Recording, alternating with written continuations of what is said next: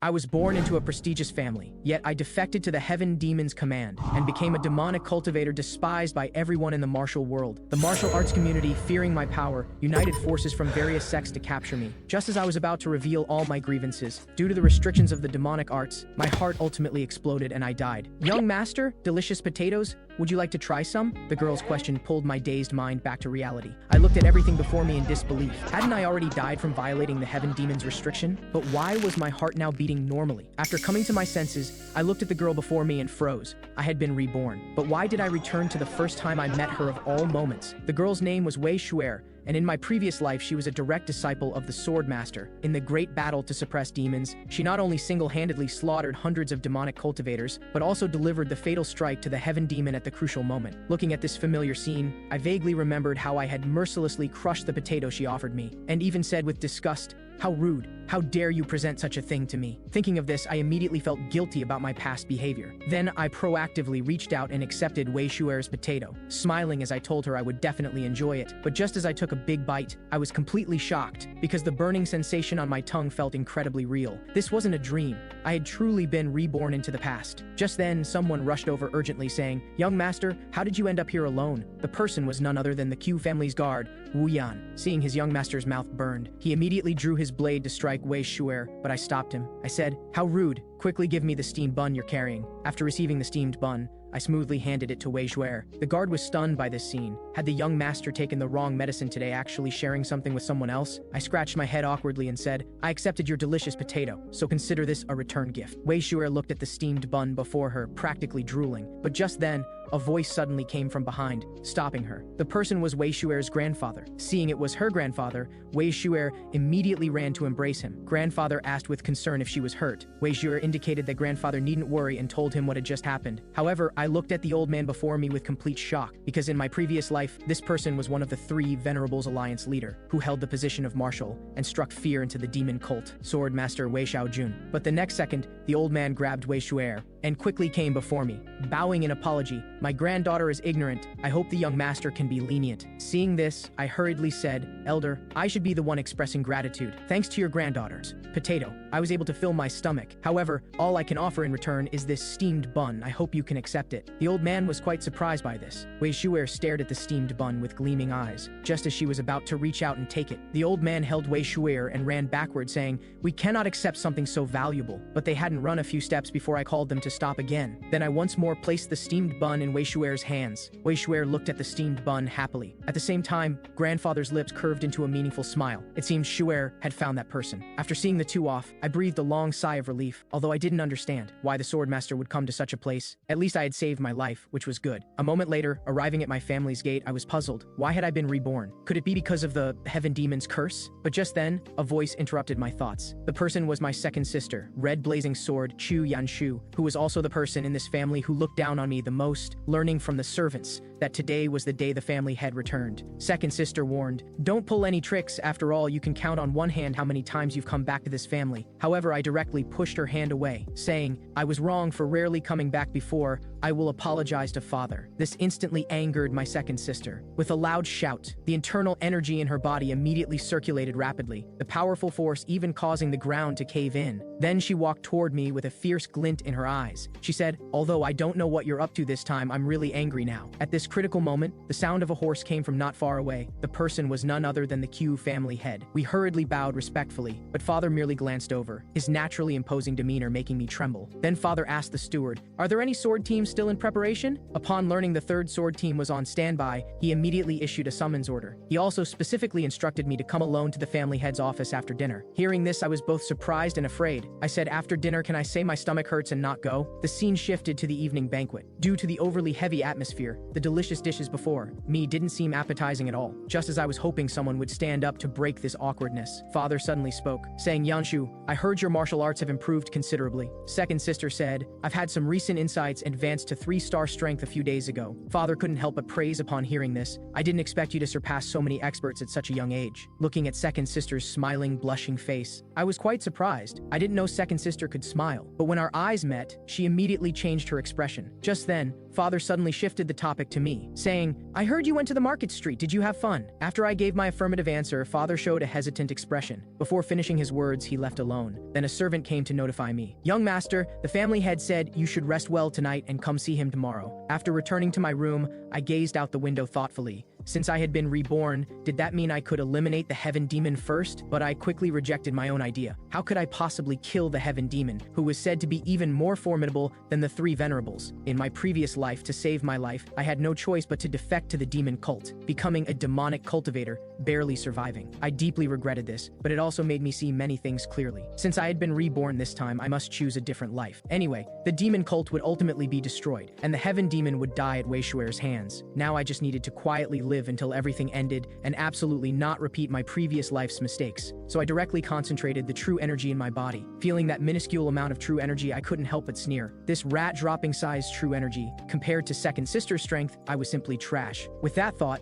I began practicing the 9 Flames Firewheel technique. This was an exclusive mental technique that only those with QIU family blood could learn. Not only could it emit red internal energy after reaching 4-star strength, but it could also use internal energy for protection after reaching 7 stars. But now I was only at the lowest 1-star level. To save my life, I immediately decided to quickly accumulate internal energy to advance to 2-star, but relying solely on my own power to cultivate was extremely difficult. If I continued this way, I might go astray. Yet despite this, through my unrelenting efforts, I finally succeeded in advancing to 2-star. The next day, due to last night's exhausting cultivation, I still felt physically exhausted when I woke up. I knew this was the result of not cultivating for a long time. But just as I opened the door to continue cultivating, a familiar face appeared at the doorway. This person was none other than Wei Xue'er, whom I had just bid farewell to yesterday, leaving me momentarily dazed. It turned out that in my previous life, one day, the void suddenly shattered, and countless demons descended to wreak havoc on the mortal world. People collectively called it the Demon Mirror Gate. So the major sects began training sword teams to combat the demons. They mastered all the sect's secret techniques. The prestigious QIU family also commanded 5 fleets, with eldest sister Chu Shifei serving as captain of the 5th sword team. The arrogant and domineering me had also trained under her. It was precisely during that period that I saw Wei Xue'er for the second time, but that was half a year after our first meeting. Yet why would we meet again so soon now? Was I still not fully awake? But the next second, Wei Xue'er grabbed my clothing. Just as she was about to speak, a hand suddenly appeared and quickly pulled her hand away. Wei Xue'er's grandfather said, "Xue'er, how can you be so rude to the young master?" Hearing the address, young master, I was immediately puzzled. Then he explained, thanks to the family head's appreciation, "From today onward, Xue'er and I will begin serving the young master. I don't know if you're satisfied with us, but we will do our absolute best and hope for your continued guidance." Hearing this, I was extremely shocked, but since it was father's decision, I could only obediently accept. Yet watching Wei Xiaojun working so diligently,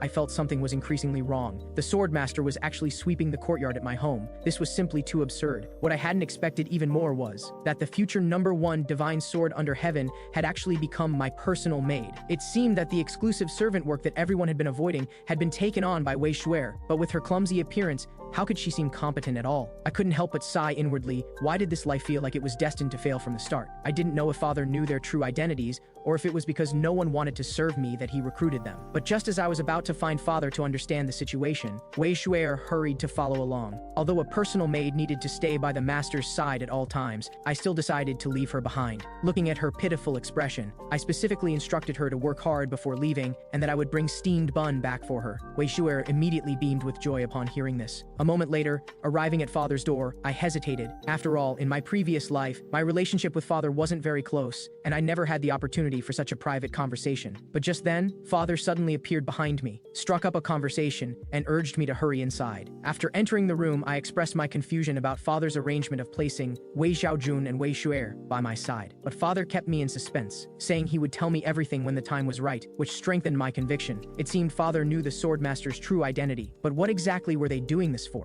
Then father indicated I needn't worry about these small matters and reminded me to quickly prepare for today's departure to the Dragon Gathering Assembly. Hearing this, my expression changed, and refusal was written all over my face. I remembered that Elder Li was in charge of this Dragon Gathering Assembly. Since childhood, among all the elders, he had been the strictest with me, because only if I, the QIU family's sole son, became strong, could the QIU family continue to secure its prestigious position. So whenever he had time, he would subject me to forced education. After returning to my residence, looking at the carriage ready to depart, I asked the maids with ill intent if everything was prepared. Then Wei Xue'er emerged from between 2 maids. After careful grooming, A bashful beauty appeared before my eyes, which immediately made my face turn red. Before I could come to my senses, Wei Xue'er suddenly ran up to me and asked, "Young master, do you think Xue'er is beautiful today?" The sudden question left me at a loss. Then I pretended to be angry and ordered everyone to depart quickly. Along the way, Wei Xue'er, riding in a carriage for the first time, was extremely excited because she had always thought horses were for eating, never imagining horses could run so fast. Then I asked guard Wu Yan about the specific details of this dragon gathering assembly. From Wu Yan, I learned that this dragon gathering assembly was being held by the 1,000 Days Merchant House and would take 4 hours to reach. Having been busy cultivating all night, I had just prepared to catch up on sleep when Wei Xue'er beside me began chattering endlessly about the taste of horse meat. Seeing this, I directly stuffed a steamed bun into her mouth, which finally quieted her down. Several hours later, we finally arrived at our destination. Having caught the grand celebration, the streets here were particularly lively. Just then, a voice suddenly came from not far away. The person was the vice merchant chief of 1,000 Days Merchant House, Qian Yishi. After a few pleasantries, the vice merchant chief was about to lead us to the inn. Along the way, I only hoped not to encounter my second sister, but the result was contrary to my wishes. I ran right into second sister Qiu Yanshu. Upon seeing me, second sister's face immediately darkened. I proactively greeted second sister but was met with disgust. She even warned me not to bring shame to the family at the dragon gathering assembly, or she couldn't guarantee she wouldn't commit righteous familial extermination. This startled Wei Xue'er beside me, who then trembled and hid behind me. Seeing Wei Xue'er, second sister said, "A leopard can't change its spots. Even here you don't know restraint." But before I could understand what she meant, second sister slammed the door shut. Then I asked the vice merchant chief to first take me to see the dragon gathering assembly venue. It was said that merchants like to judge a merchant group's financial power by the venue's scale, so each dragon gathering assembly venue was extremely spacious. Today was the day to reward the sword teams. Tomorrow would be the highly anticipated sword team selection competition. Fortunately, direct blood relatives didn't need to participate in this competition. But just as I was feeling relieved, a burly figure suddenly appeared behind me. By the time I reacted, a large hand had already come before me, seeing no way to avoid it. The next second, that large hand gently landed on my head, rubbing back and forth. The person was Elder Li. He said, "I heard you weren't very willing to come to the dragon gathering assembly," I said irritably. "Didn't you say if I didn't come you'd tear me in half?" Elder Li pretended to deny my statement, then quickly changed the subject. "Didn't you say you'd meet with me first thing after arriving?" Just then, Wei Xue'er beside him suddenly stared at Elder Li and exclaimed in amazement, "Ah, it's a bear. Bear meat must be delicious." But she was met with a cold, sharp gaze, which scared Wei Xue'er to tears. Then she hurriedly hid behind me, stammering that she would never eat bear meat again. Seeing our intimate actions, Elder Li asked, "Is this girl your concubine?" Hearing this, I hurriedly denied it, saying you could tell from her clothes she was a servant. Then Elder Li indicated I should rest early because I had to participate in tomorrow's dragon battle. Looking at Wei Xue'er hiding in the distance, I casually agreed. Before leaving, Elder Li also warned, "If you try to run away, the consequences will be severe." After we walked away, Elder Li was lost in thought again, thinking, that girl must be something special. The next day, I brought Wu Yan and Wei Xue'er to the dragon battle venue. From various sects to QIU family branch members,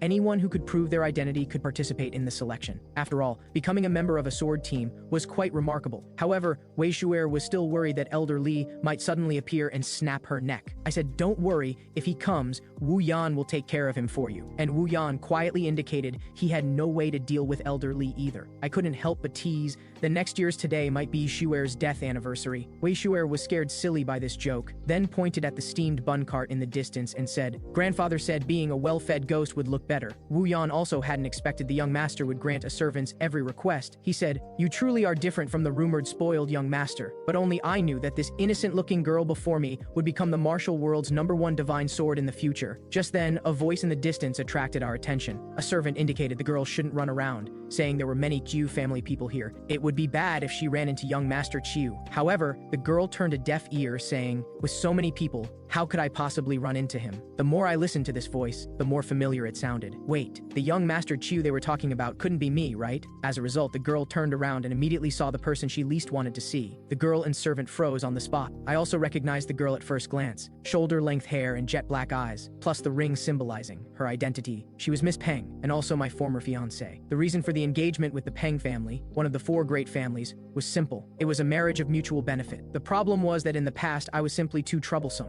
But But what ended this engagement was my contemptuous behavior toward her. I remember constantly provoking her by saying she was a concubine's daughter. Unable to bear it any longer, she finally struck me, even grabbing a stool without any regard for appearances and beating me up. Now I curiously asked her why she was here. The girl said somewhat angrily, "This isn't your Q family's territory, so why can't I be here? And why do you always speak so casually? Have you forgotten I'm a year older than you?" I adopted a friendly attitude and quickly apologized, calling her older sister. After Wei Xue'er finished buying steamed buns, I said to the girl again, "Regardless of what happened before, I hope you have fun here this time." Hearing this, the girl was completely dumbfounded, thinking, why does he seem different from before? But she quickly dismissed her own thought. Maybe he's just in a good mood today. How could this little lunatic suddenly become sensible? Just then, a voice attracted the attention of all three of us. A man said, "I already told you time is tight. Can you take responsibility if I get caught?" The registration manager immediately became alert upon hearing this and asked him to write his identity on the registration form. Seeing the situation become delicate, Wu Yan proactively asked me if we should go help. I said,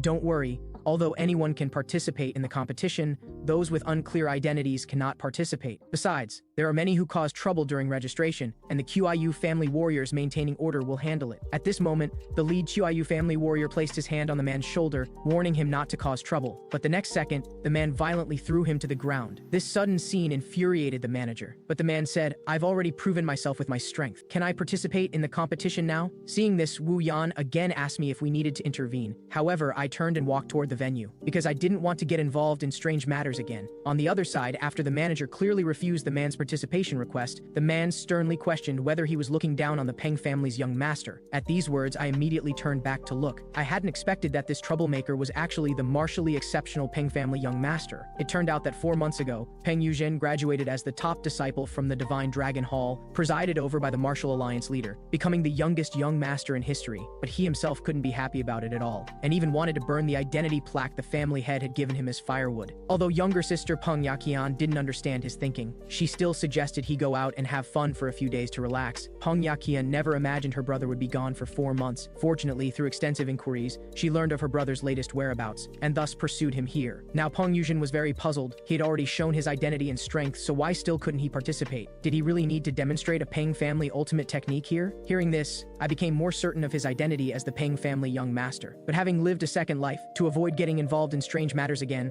I decided to leave quickly. But the next second, a large hand stopped me. It was Elder Li. Elder Li immediately stepped forward and agreed to Peng Yuzhen's participation request, because his face, identical to the Peng family heads, and the ring on his hand engraved with the character Peng were sufficient proof of his identity. Peng Yuzhen recognized the old man and said, "I am Peng family young master Peng Yuzhen. It's an honor to meet the highly esteemed flame fist hero of the Qiu family." Elder Li laughed heartily, not expecting young people nowadays to have heard of his old nickname. But what interested him most was why the Peng family young master would want to join another family's sword team. Peng Yuzhen answered without thinking, "The Peng family is too boring." Such a straightforward answer was beyond Elder Li's expectations. He said, "Did you get the Peng family's permission?" Peng Yuzhen said smugly, "They would never agree, so I ran away from home." Elder Li laughed awkwardly at this. "You're really interesting." Then he couldn't help but praise, "I didn't expect you to have such strength at such a young age." After saying this, he looked at me and said, "If only our young master had half your strength, I'd be eternally grateful." Although the words were somewhat hurtful, I knew that if he really was Peng Yuzhen, then he was indeed formidable, because in the near future, he would become the Tao Emperor Peng Yuzhen that people spoke of. Just then, Peng Yaqian's voice came from not far away. Before Peng Yuzhen could react, he took a solid punch from Peng Yaqian. The powerful force sent him flying several meters. Peng Yaqian sternly scolded, "You left home without explanation for months, and now you even want to join another family sword team." Peng Yaqian grew angrier as she spoke, then rode on top of Peng Yuzhen and beat him up again. Just then, a voice from behind suddenly stopped her. The speaker was Elder Li. Peng Yaqian also recognized the old man and quickly apologized. "I was rude, Flame Fist hero. Some family matters have caused quite a bit of trouble for the Qiaoyu family. We won't add to the chaos here." But just as she was about to take Peng Yuzhen away, Peng Yuzhen's expression immediately darkened. He said, "I said I'm not leaving." Peng Yaqian was stunned, because this was the first time she had seen her brother with such an expression. But the next second he returned to his original appearance, saying, "Dear sister, the Peng family is simply too boring." Peng Yaqian advised him that as Peng family young master, he should be more mature. Peng Yuzhen believed one should enjoy oneself fully before becoming family head, since he had never wanted to become young master anyway. But aside from you and me in the family, the others are nothing but beasts borrowing the family name. So even though I'm unwilling, I'll still take on the young master title and become family head. I said, "Elder Li, his participation will bring trouble to the QIU family, right?" Elder Li immediately confirmed my thought. So he proposed to Peng Yuzhen, "If you can touch him within 10 rounds, you can stay and participate." These words successfully ignited Peng Yuzhen's fighting spirit. As both sides finished preparing, the next second he flashed behind Elder Li, drew the guard's sword, and slashed directly at Elder Li. Just then, something unexpected happened. Elder Li turned and delivered a punch, directly sending him flying several meters away. He immediately fell into unconsciousness. Just as Elder Li was gloating about this, I cast a disdainful look at him saying, "Elder Li, didn't you say you'd only dodge?" To avoid implicating myself, I explained to Peng Yaqian that this was all Elder Li's arbitrary decision. However, Peng Yaqian had already seen through Elder Li's intention and expressed her gratitude. She said, "If you hadn't intervened, I don't know how much more trouble this willful brother of mine would have caused." Afterward, just as I was about to take Wei Xue'er away, she was captivated by Elder Li's strength just now. "Bear Grandpa is simply amazing." Elder Li was overjoyed hearing Wei Xue'er's praise, then took out a steamed bun and gave it to her. Then Elder Li also said he had prepared a big gift for me too. That evening, the highly anticipated competition officially began, and the first match was a showdown between the QIU family's future twin stars. This was the big gift Elder Li mentioned. After all, this was the Dragon Gathering Assembly hosted by the QIU family. It would be bad if everyone said it was boring, but in my view, this was just the old man finding entertainment for everyone. So I planned to forfeit midway. Elder Li seemed to see through my thoughts, and smiled while pointing at Peng Yuzhen,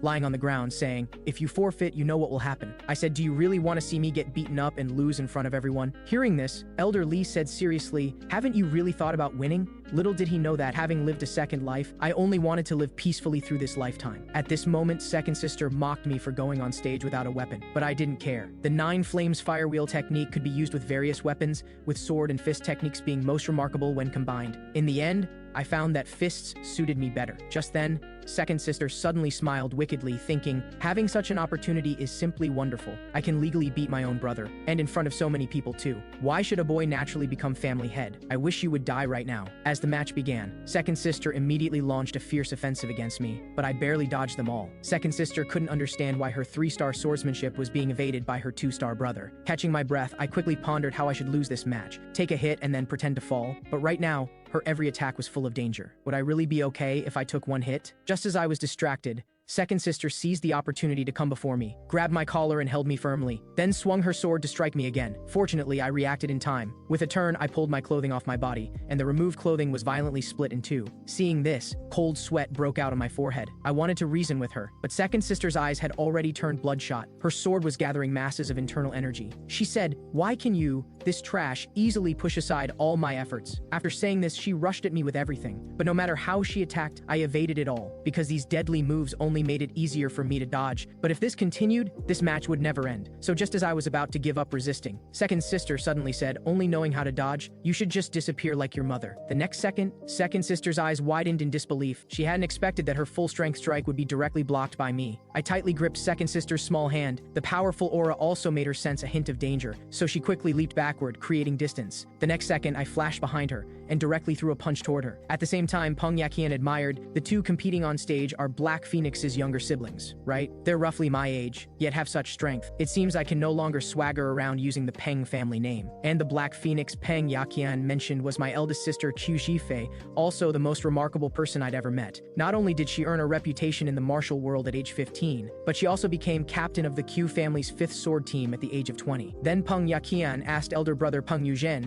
if he could hear what the two on stage were saying. Peng Yuzhen shook his head and said, "Elder Li has already used internal energy to set up a barrier around the venue." But just as Peng Yaqian guessed that Chu Yanshu would win this match, Peng Yuzhen had a different view because, in his opinion, I had already firmly grasped control of the situation. He hadn't expected the Qiu family to have someone even more formidable than Black Phoenix. Peng Yaqian looked at her brother's excited expression, falling into a daze, perhaps just as he said, after becoming family head, he wouldn't be able to enjoy himself freely. At the same time, the match on stage also entered a white-hot phase. After dodging several of my attacks, second sister finally found an opportunity to counterattack. Looking at her fierce, merciless sword strike, it reminded me of childhood. Back then, we were each other's best companions, and my mother treated this half-sister as her own, until mother disappeared, and father ordered that no one was allowed to search for her. Everything changed. It was from that time I began becoming temperamental, and rumors even spread in the martial world that I molested pretty maids. But even so, the fact that I was the next family head didn't change, because every generation's family head head was a man. This caused second sister's mentality to become twisted, and she gradually developed disgust toward me. What qualifies an unlearned troublemaker to be this young family head?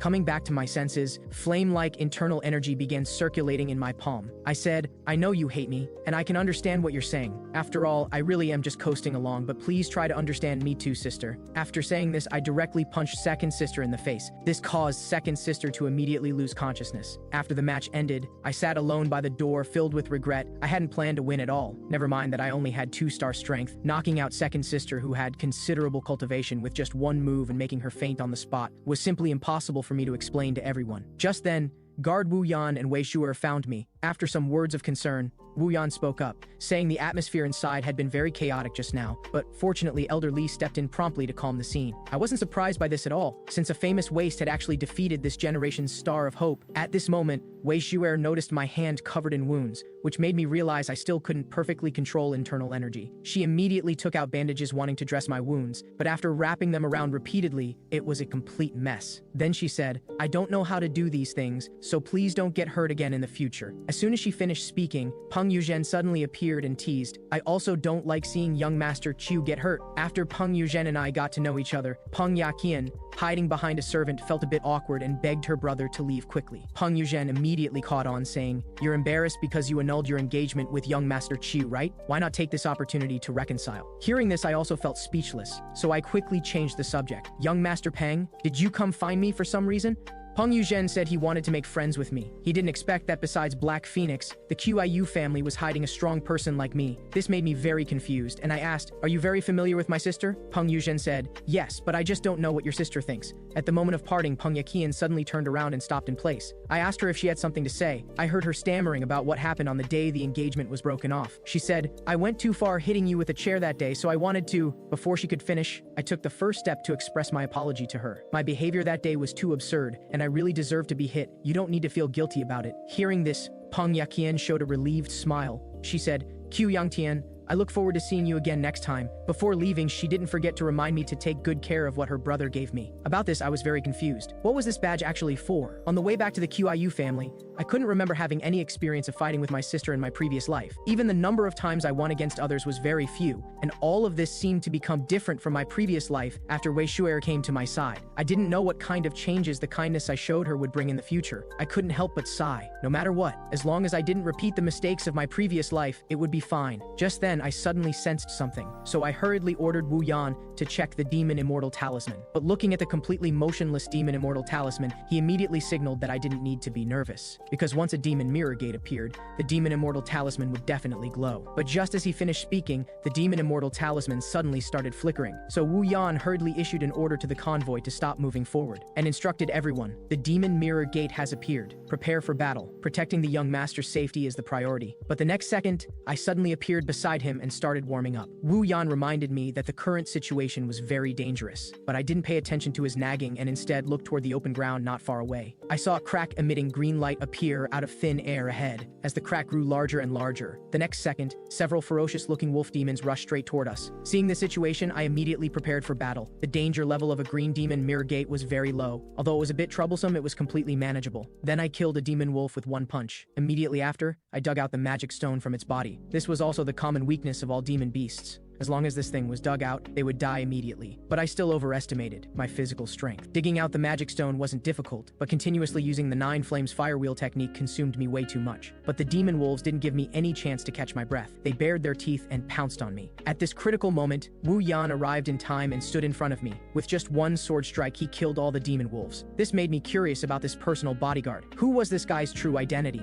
At this time, Wu Yan asked me with concern if I was injured. I signaled that he didn't need to worry and expressed my gratitude for his timely rescue. Hearing this, Wu Yan also breathed a sigh of relief. Just then, my right hand suddenly emitted a purple flame, but before I could figure out the reason, the next second, intense pain made me kneel directly on the ground. This sudden change also startled everyone, but I immediately understood. This was the demonic Dao technique, thousand absorption technique, causing trouble. This also pulled my memory back to my previous life. A man whose arm had been severed questioned me. Why did you slaughter my entire sect? What did we do wrong? However, the only response he got was a cold face. Are these your last words? After saying that, a head suddenly rolled to the man's side. He immediately recognized It was the sect master. At the same time, a huge black shadow also enveloped the man. I saw a figure standing on a giant dragon and said coldly, "The Huashan sect isn't bad either." Although it didn't completely please me, it did provide some slight amusement. It was precisely because of that operation that the heavenly demon passed on the demon sect's secret technique, the 1000 absorption technique, to me as a reward. Just as I came back to my senses, I discovered that the 9 flames firewheel technique was actually devouring the demonic energy in my body. But in my previous life, I clearly hadn't encountered this situation. After the pain gradually disappeared, looking at Wei Xue'er and Wu Yan's worried expressions, I hurriedly got up and made an excuse I probably injured somewhere else during the sparring match with second sister. Letting others know that I could absorb demonic energy was not something worth showing off. The next second, Wei Xue'er rubbed my face and said, "Why didn't you tell me you were injured?" Just as I was being tortured to the point of going crazy, the maid, who sensed something was wrong, hurriedly pulled Wei Xue'er away. Wu Yan was also worried about this and said, "Young master, let's find a medical clinic first." But I refused his kindness and told him I would be fine after getting some rest. As I was getting ready to depart, I discovered that the demonic power had disappeared from my body. Even the magic stone from earlier had been absorbed dry and become dim. Was it really devoured by the 9 flames firewheel technique? But no matter what, I had to hurry up and become stronger. The next day, I was strolling through the market with Wu Yan and Wei Xue'er, but after discovering a stall selling steamed buns, Wei Xue'er's eyes immediately lit up as she gave me hints. However, I didn't pay attention to her. Seeing this, she immediately hugged my thigh and said, "If you're not buying steamed buns, why did you bring me out?" I said, "You heard we were coming to the market and used what your grandfather said as an excuse to follow along." Wu Yan asked, "Young master, what are we coming to the market to do? Your body hasn't fully recovered yet. If there's no particular reason, we should go back as soon as possible." I said, "I do have something to do this time. You'll definitely come in handy when the time comes." Then, while passing by a street, I immediately stopped in my tracks. I told Xue'er to go back to the QIU family first and promised to bring her 10 steamed buns tonight. Just like that, after sending Wei Xue'er away, I led Wu Yan to find our destination. This was a gloomy and dilapidated drum tower. After pushing open the door, several burly men immediately shifted their attention to us. Looking at Wu Yan carrying a weapon, they immediately became alert. At this time, an uncle carrying an oil lamp walked out from among them. He said, "This isn't a suitable place for strolling. What are you here to do?" I directly stated my purpose and said, "Of course, to do business with you." The uncle said, "Don't you think before you speak? Should I cut out your tongue to wake up your brain?" Hearing this, Wu Yan immediately prepared to draw his sword, but I stopped him. I said, "If you're not afraid of the Qiyu family raising this place to the ground, you'd better not make a move. So before that happens, hurry up and have your branch chief come out to meet me." Looking at such an ignorant child, at the uncle's signal, a group of burly men also slowly surrounded us. With a single command, they instantly swung their weapons and swarmed toward us, but I stayed in place without moving. The next second, Wu Yan directly drew his sword. With just one move, he knocked down all the attackers. Seeing this scene, the uncle was immediately at a loss. He knew this bodyguard must be extraordinarily skilled, but he also didn't dare rashly bring me before the branch chief. Just as he was in a difficult position, someone suddenly walked out from the room door behind him and conveyed the branch chief's instructions to him. Just as I thought the two were plotting some scheme, the uncle suddenly spoke, "The branch chief wants to see you." Hearing this, I immediately instructed Wu Yan to put away his sword. Wu Yan asked me what my purpose was in coming here. I then confessed everything to him. Originally, I planned to go to the beggar sect to gather some intelligence, but something came up. The beggar sect was unmatched in collecting intelligence, but as they were a righteous sect, if I entrusted this matter to them, problems might arise. So I could only take another route and find the evil sect with the strongest intelligence gathering ability, the Xia Wu sect. I also got to meet the branch chief, Dao Yunchu, as I wished. She immediately apologized for her subordinate's earlier rudeness, but what puzzled her was why a prestigious family like the QIU family wouldn't look for the beggar sect, and instead came to find these lowly evil sect people like them. I said directly, "Because the beggar sect can't handle this commission,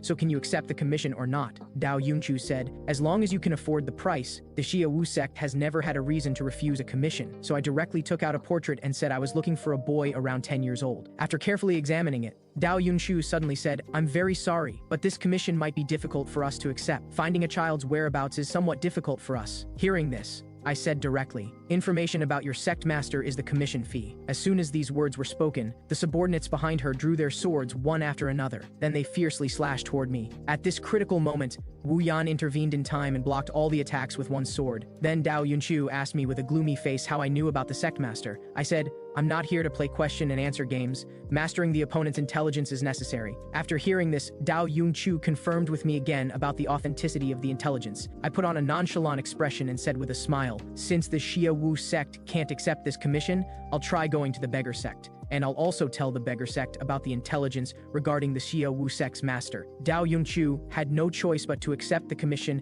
and promise results in about 3 months. And I also assured her that after completing the commission, I would tell everything I knew. Before leaving, to dispel their concerns and let them focus on the task, I directly revealed a hint of intelligence to them: Relic Mountain Range. Hearing this, Dao Yunqiu was immediately shocked. At this time, the uncle beside her suddenly said, "Branch Chief, can we trust what he said?" Dao Yunqiu said, "He even knows such confidential intelligence about the sect master's disappearance. I'm afraid we can only believe him. But why is he looking for a 10-year-old child? Perhaps young Master Chiu is just a spokesperson, and the real mastermind behind this should be the QIU family head." Then, Dao Yunqiu directly tore off her human skin mask. The uncle asked, "Is it okay to take off the mask?" Dao Yunqiu said, "Don't worry, I'm just getting some air. The characteristic of the Xia Wu sect was not following the sect master and having no faith. That's why she dressed up like this, to avoid those guys who would stab her in the back." After leaving the Wu sect, I finally breathed a sigh of relief. Fortunately, this intelligence hadn't changed from my previous life. According to my memory from my previous life, the Xia Wu sect's master was captured into Black Crow Palace 5 years ago. So the Xia Wu sect and Black Crow Palace engaged in a fierce battle. Finally, the Martial Arts Alliance took advantage of the opportunity to raid Black Crow Palace, and the battle ended. But the Xia Wu sect's master died in that battle, and the Xia Wu sect began to gradually decline. Although I now knew the Xia Wu sect's master was captured, the specific location of Black Crow Palace was unknown. But even so, I had to find that strategist who gained the heavenly demon's trust at such a young age, known as the demon sect's brain,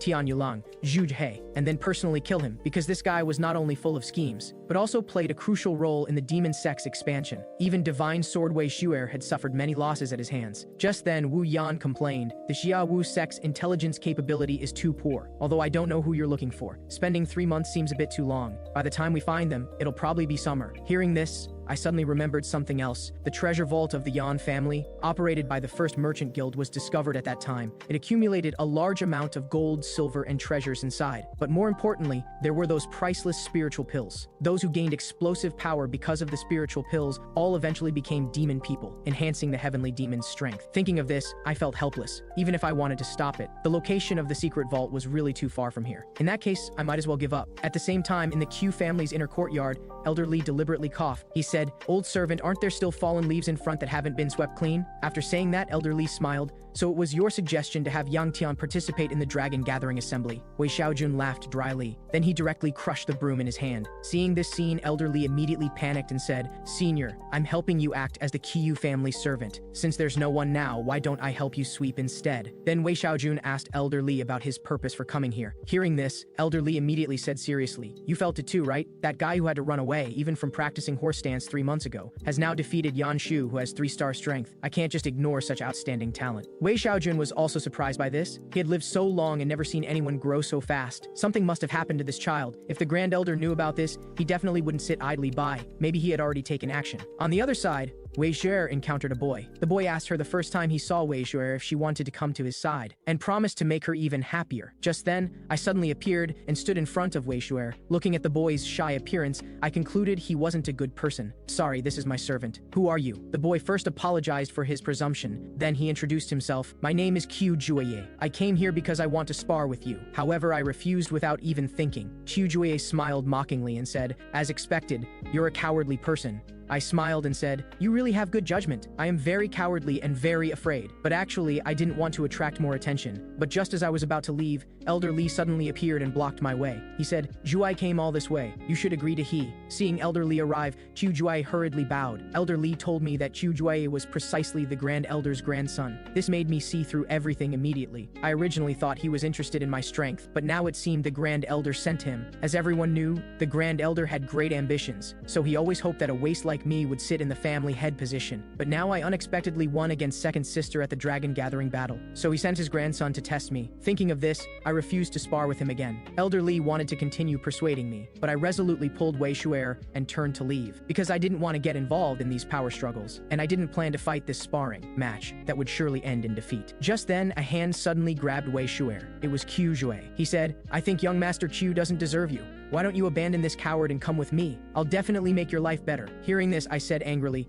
"Let go of your hand. I'll fight you then." But soon I regretted that impulsive decision. At this time, Elder Lee rubbed my head encouragingly and said, "This will be a very interesting sparring match. Fighting against strong opponents of different strengths will definitely give you some insights." I said, "Since you've gotten your way, then regardless of whether I win or lose, can I trouble you to agree to one request?" Elder Lee refused and said, "If you lose the match, I'm afraid it will be detrimental to your future status as family head." I was indifferent to this. I said, "I have no intention of becoming the family head anyway." Hearing this, Elder Lee immediately panicked. He said, "What nonsense are you talking about? If not you, then who else is qualified to take on the role of family head?" I threatened, "If you don't agree to my request, then I'll just lie on the ground and admit defeat." Elder Lee had no choice but to agree, but he also proposed a condition. That was that I must win this competition. At this time, Xue'er said, "This is really a bit unfair to young Master Qiu." Therefore, I was full of confusion. Xue'er continued, "Last year when I sparred with you, I didn't control my strength well, causing you to lie in bed for a month. At that time, I felt young Master Qiu was simply too weak, but now you've defeated second miss. However, in my opinion, that was just a fluke, although my grandfather doesn't think so. But no matter what, I don't want a weak person to sit in the family head position." After saying that, Xue'er also made a request to Elder Lee. "If I win the sparring match, I hope I can have that female servant." Based on the principle of fairness,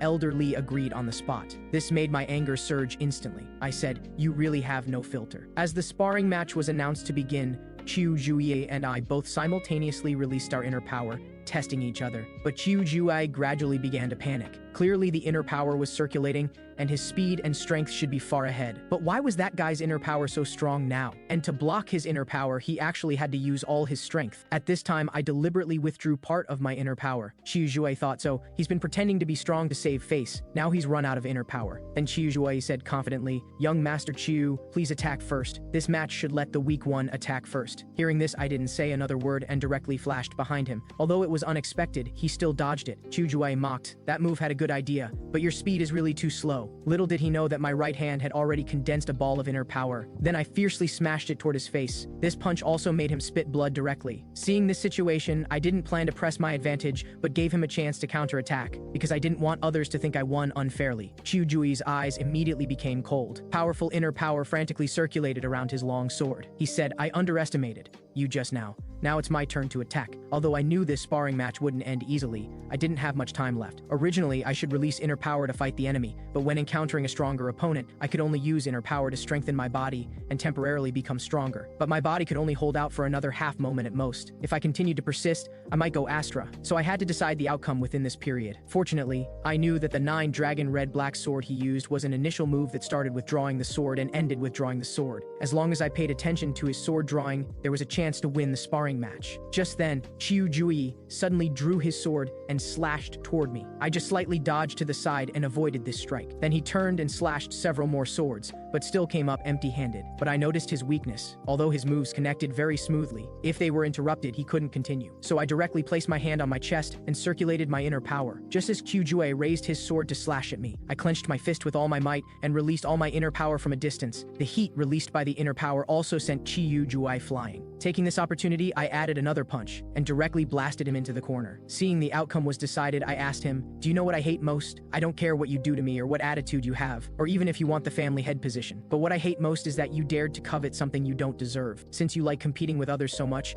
why don't I break one of your arms, so you'll never dare to have such disgusting thoughts again?" But just as I was about to act, Elder Lee suddenly stepped forward to stop me. "Let's stop here for today." Afterward, Elder Lee scolded me, "You were too heavy-handed. Aren't you afraid the Grand Elder will make things difficult for you over this?" I showed an indifferent attitude. "I don't want to be the family head anyway." Elder Lee reprimanded, "As a direct descendant, you should bravely take on this responsibility." But I still remained unmoved. Anyone who likes being the family head can do it. Then I pointed at Wei Xue'er jokingly, "Maybe she's even more suitable to be the family head than I am." After saying that, I suddenly thought of something. When will she start to learn the sword? Since she was Swordmaster's direct disciple, she should have learned from Swordmaster. But she hung around me all day long and had no time to practice the sword. And Wei Xue'er from my previous life wasn't this silly either. Why couldn't I remember so many memories from my previous life? Just then, Elder Lee prepared to get up and leave. Seeing this, I hurriedly reminded him, "Elder Lee, where are you going? Have you forgotten what you promised me?" Elder Lee had no choice but to sit down again and ask what I wanted. I said, "For an elder, of course I want to entrust something very difficult. That is, please send me to B Province." Elder Lee immediately breathed a sigh of relief and said, "I thought you were going to make some excessive request, so it's just going to B Province." But in my opinion, this wasn't a simple matter. After all, B Province wasn't a place you could come and go as you pleased. Letting the Qiu family's only son go far away would require an important reason. He said you can just go participate in the Tang weapon exhibition. The Tang family invites various prestigious families to participate in the craftsman's weapon exhibition every year at this time. Although it doesn't matter whether you participate or not, using this as an excuse to go out is still acceptable. Hearing this, I immediately regretted the request I made. I said, actually, what I just said about going to B province was just a joke. Why don't you give me some traveling money instead? But Elder Lee deliberately played dumb and said, so you want to set off immediately? I immediately changed my tune. If that doesn't work, giving me a spiritual pill is also acceptable. Elder Lee said,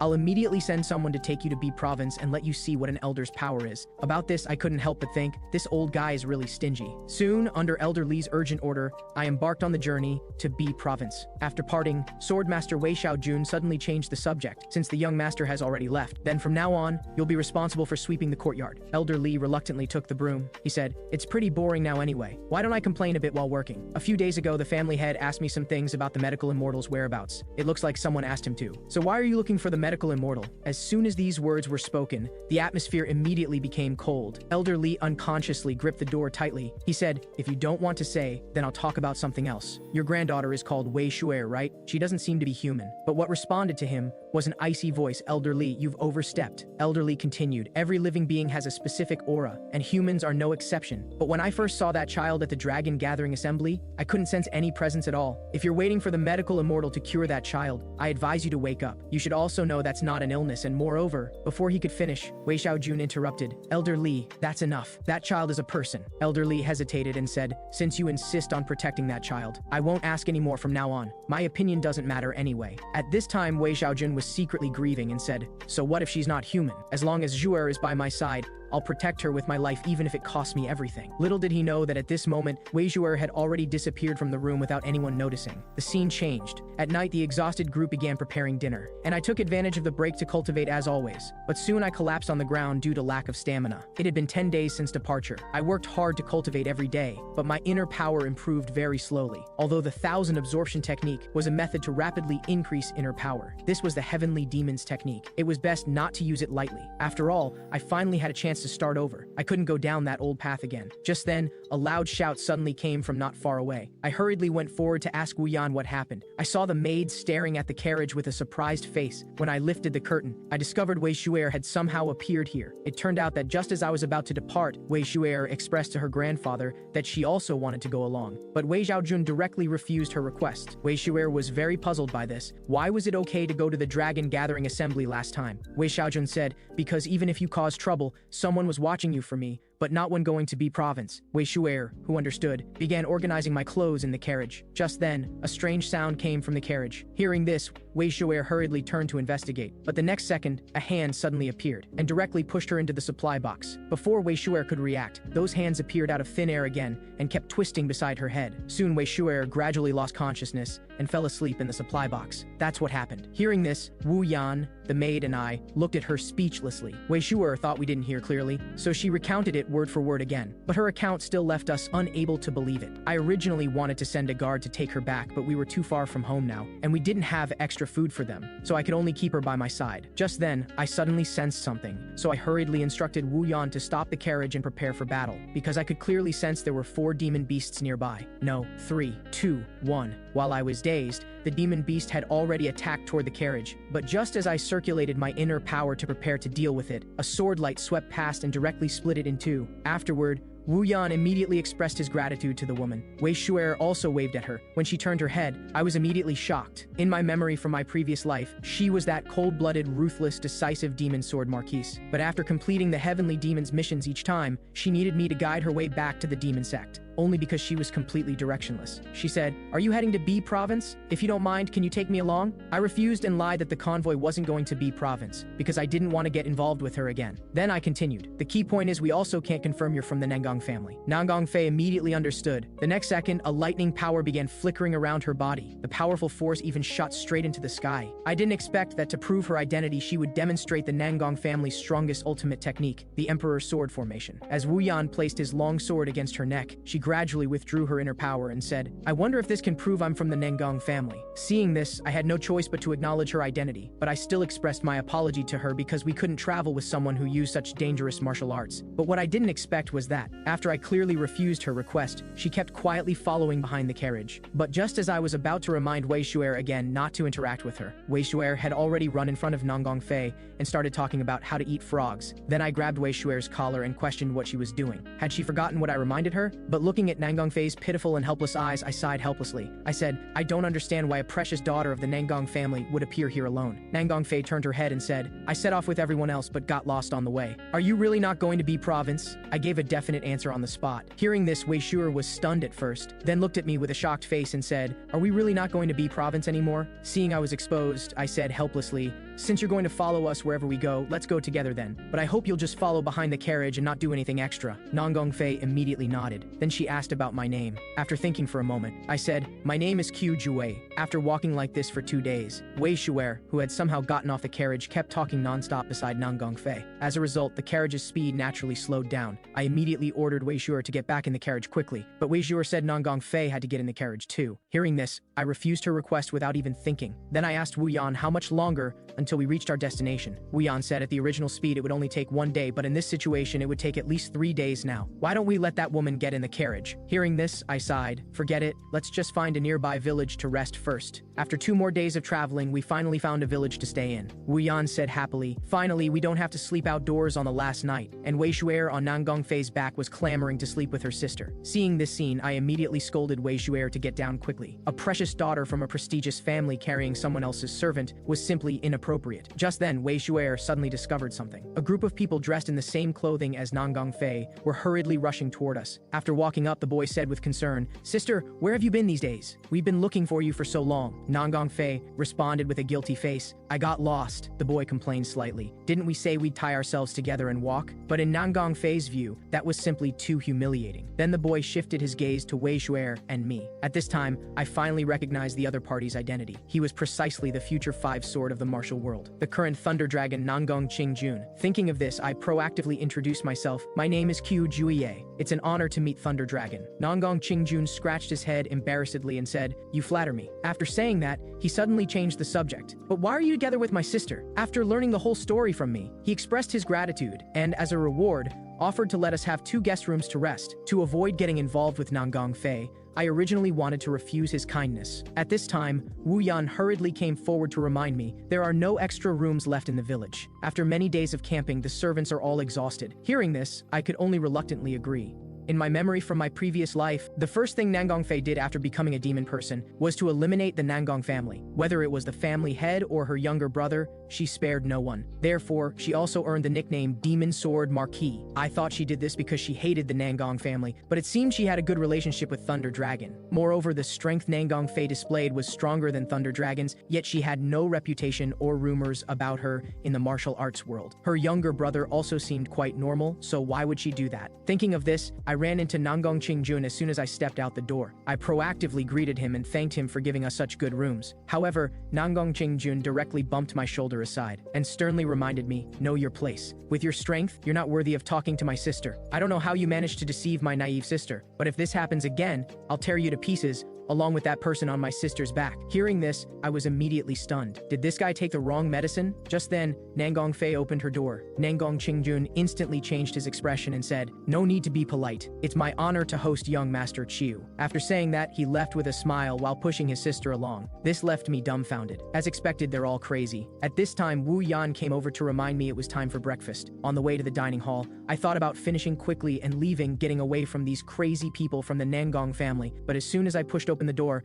I discovered Wei Xue'er was sitting with Nangang Fei again. I softly reminded Nangang Fei, aren't you sitting in the wrong seat? Look, your brother's eyes could kill. Nangang Fei turned her head with a doubtful expression. Nangang Qingjun immediately became innocent and adorable looking, although I didn't know why he acted this way. At least we were about to part ways with them. After finishing the meal, I officially said goodbye to Nangang Fei. Nangang Fei wanted to say something but ultimately held it back. At this time, a foul stench came over. This made her unconsciously cover her nose. The person who came was precisely Nangang Qingjun. He said, sister, why don't you sit with us? But in Nangang Fei's eyes, at this moment, Nangang Qingjun's entire body was emitting a disgusting stench. Nangang Qingjun reminded her to remember to sit in her own seat next time. Nangang Fei apologized for this, then found an excuse and left. The next second, she followed behind us again. Seeing this scene, Nangong Qingjun's eyes immediately became cold. After more than 10 days of traveling, we finally arrived at B Province's Tang sect, a prestigious righteous sect that had been rooted here for several centuries. Although compared to the other major families, the Tang sect was slightly inferior. In terms of smelting and poison making, it was considered number one. The Tang weapon exhibition only lasted 3 days, which meant I only had 3 days to find the secret vault. But right now, the only intelligence I had was that the secret vault was around the Tang sect. But how was I supposed to search such a large place? If I really couldn't find it, I could only leak the information to the beggar sect. Just then, a cry of surprise interrupted my thoughts. I saw Wei Xue'er looking excitedly at the scenery before her and saying, "This place is simply too beautiful. Fireflies dancing under the moonlight, and there's a very beautiful lake down below." After saying that, she pulled my hand and ran down. But after arriving below and discovering it was just a small pond, I directly gave her 2 punches on the head. Then Wei Xue'er picked up 2 small flowers and joked with me. She said, "I saw you seem troubled, so I wanted to cheer you up. Why don't you tell me? Maybe I can help." Hearing this, I said directly, "If someone hid treasure here, how do you think we could find it?" Wei Xue'er said irritably, "Why would anyone hide the treasure?" Just then, a voice suddenly came from behind. "Who are you? This isn't a place for outsiders to come and go as they please." The speaker was precisely the future poison consort who would single-handedly repel thousands of demon people, Tang Xiaoli. She was also the woman I killed in my previous life. I remembered at that time I came before the poison consort, who had lost both her eyes, and questioned her. "Is this the end? How ridiculous. You think those clansmen close to you have long since fled? What do you think you can change by staying here?" The poison consort also recognized this familiar voice. She said, "Probably nothing can be changed. Then why are you still doing this?" But she asked me in return why I came here. I grabbed her throat and said, "Coming here is naturally to cut off your last breath." Hearing this, she smiled with relief and said, "I am sorry. After losing my eyes, I finally understood some things would be better let go sooner. But if there's still time, I hope." Before she could finish, I directly broke her neck. Now Tang Xiaoli pointed at my nose angrily. "Why won't you answer my question? If you keep this up, I'll have to..." Before she could finish, a hand suddenly landed on her shoulder. The person who came was precisely Nangong Fei. After she whispered something to Tang Xiaoli immediately changed her expression and said, "I'm Tang Xiaoli from the Tang sect. I apologize for being rude to you just now." After saying that, her eyes immediately turned cold. "But why are you here so late? Outsiders cannot enter without the Tang family's permission." Hearing this, I hurriedly expressed my apology and immediately pulled Wei Xue'er away. After I left, Tang Xiaoli couldn't help but complain. "The young master from the Qiu family is really rude. Does he think he can do whatever he wants just because he's good looking? He's really annoying." Hearing this, Nangong Fei thought about my appearance and asked, "Are you saying young Master Qiu is good looking?" Tang Xiaoli blushed and explained, "No, I mean even if he's not good looking, he should at least be kind-hearted." The next day, just as I was preparing to go out to cultivate, Nangong Fei came looking for me with her brother. Seeing this, I asked with a worried face, "Do you need something from me?" Nangong Qingjun said enthusiastically, "The Tang sect invited everyone to dine together. My sister hopes you can come along." Hearing this, I politely declined their kindness. The next second, Nangong Qingjun grabbed my wrist and said, "Let's go together." This made me somewhat annoyed. I already said I wasn't going. Was he planning to drag me there by force? Thinking this, a powerful inner force burst out from my body. Nangong Qingjun released his hand with a shocked expression. The atmosphere of the scene also immediately became tense. To avoid disrupting the plan, I eased the tension. "I'm hungry. Let's go eat together." Then I put my arm around Nangong Qingjun and whispered a reminder, "Watch your expression management. Your naive sister is watching." Hearing this, Nangong Qingjun was immediately furious but had to endure it. The scene changed to the Tang family reception hall, where the table was filled with various spicy dishes. This left me, who was always sensitive to spice, not knowing where to start. But just as I picked what I thought was a not very spicy bun, I discovered Tang Xiaoli was staring at me with a strange look. In my previous life, every time I saw her, she had this same expression. I didn't expect that even in this life, nothing had changed. Then, after I took a bite of the bun, the spicy impact immediately made me gasp. At this time, someone next to me handed me a glass of water. Then they placed a piece of non-spicy beef on my plate. This person was precisely Nangong Fei. Beyond surprise, my face flushed red. In contrast, Nangong Qingjun's entire face looked terrible. He thought, "Brat, I'll definitely make you pay." Then Tang Xiaoli silently sat down next to me. Seeing this scene, I asked puzzled, "Miss Tang, do you have something you want to say to me?" Tang Xiaoli said flustered, "No. However, young Master Qiu, do you have someone you like?" Before she could finish, Nangong Qingjun suddenly interrupted. "Isn't the cultivation ground below the reception hall?" Tang family's young master Tang Zhouyi responded, "That's the cultivation ground exclusively for Tang family bloodline. Although it was built many years ago, everyone has their their own cultivation ground, so it has never been used. Hearing this, Nangang Qingjun immediately became interested and said, "Why don't we go down and take a look?" This instantly gave me a bad premonition. What was this guy planning to do again? After arriving at the cultivation ground, everyone praised how spacious the venue was, but Tang Zhuyi said, "I really don't understand why our ancestors would build a cultivation ground this large." At this time, Nangang Qingjun gestured with a wooden sword. "Since we just ate, we should work off the meal. Young Master Chu, would you like to have a match with me?" This made me immediately realize that all of this was his plan. Right now, just looking at his expression,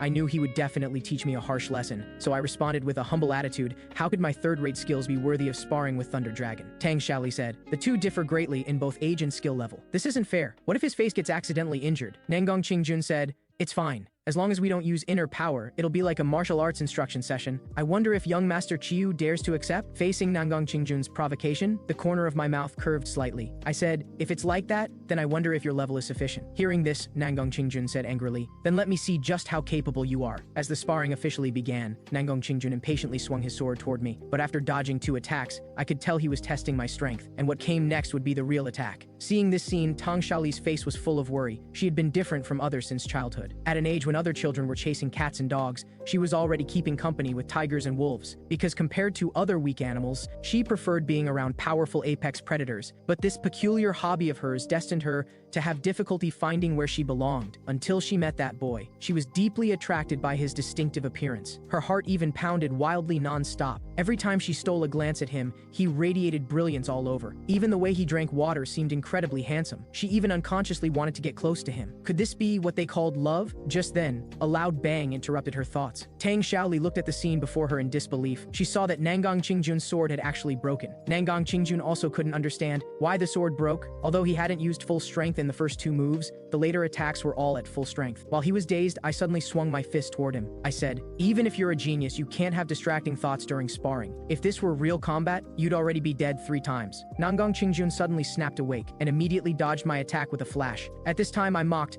"Pick another weapon. Since this is martial arts instruction, you should at least teach me something." Hearing this, Nangang Qingjun was immediately furious. Then after picking a long sword, he began circulating his inner power. Immediately after, he burst forth with thunderous momentum and slashed toward me. Fortunately, I reacted in time and dodged this fatal strike. At the same time, I was completely enraged by his shameless behavior. Nangang Qingjun once again circulated his inner power to unleash his strongest technique, but the next second, I easily shattered it. I said, "I've been putting up with you for a long time." After saying that, I directly kicked him in the crotch. Everyone's eyes widened at this sight, and the heart-wrenching pain made Nangang Qingjun let out a sharp, miserable scream. Then I asked with an evil smile, "It didn't really break, did it?" But Nangang Qingjun was still unconvinced. He said, "Can you even be called a martial artist? I'm going to tell all the prestigious families about this so you'll never be able to hold your head up again." I directly questioned them, "Then how many innocent people have you killed? At least a dozen or so, right?" As I spoke, I directly grabbed his arm. Tang Zhuyi hurriedly stopped me. "Young Master Chu, you've already won. Let's stop here." But I directly asked back, "Didn't you see him violate the sparring rules and curse at me? Do you think he accidentally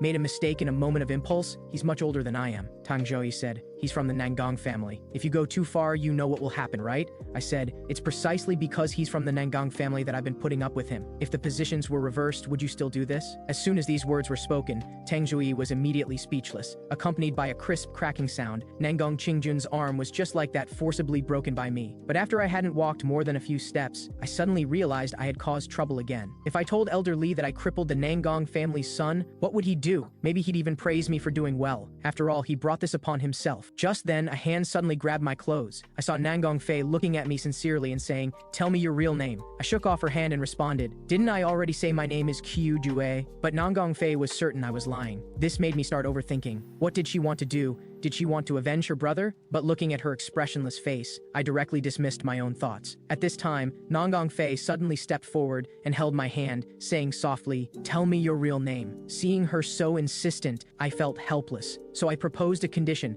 "After I tell you my name, don't follow me anymore." Nangang Fei hurriedly nodded. Seeing this, I coughed lightly and said, "My name is Qiu Yangtian." Nangang Fei blushed as she repeated my name. Little did she know that this name would create countless entanglements with her. After I came out from from the Tang family cultivation ground, I decided to search for the secret vault alone, because if Wu Yan knew I broke the Nangong family young master's arm, he would definitely stay by my side at all times for safety reasons. Then my plan would be completely ruined. At the same time, Wu Yan, who learned the news, searched every room but couldn't find me. Even Wei Xue'er didn't know where I went. He said very annoyed, could the young master be hiding because he injured someone from the Nangong family? But Wei Xue'er turned her gaze toward the distance. At night, I leaned against a big tree gasping for breath and complained, it's not even autumn. Where did these maple trees come from? Legend had it that several hundred years ago, the Yan family not only had the strongest person in the world protecting them, but also controlled the economic lifeline of the Central Plains. But this seemingly unstoppable, prestigious family disappeared without a trace one day. However, according to historical records, all the secret treasures of the Yan family were hidden beneath a white maple tree that bloomed in all 4 seasons. Could the rumors all be false? Just then,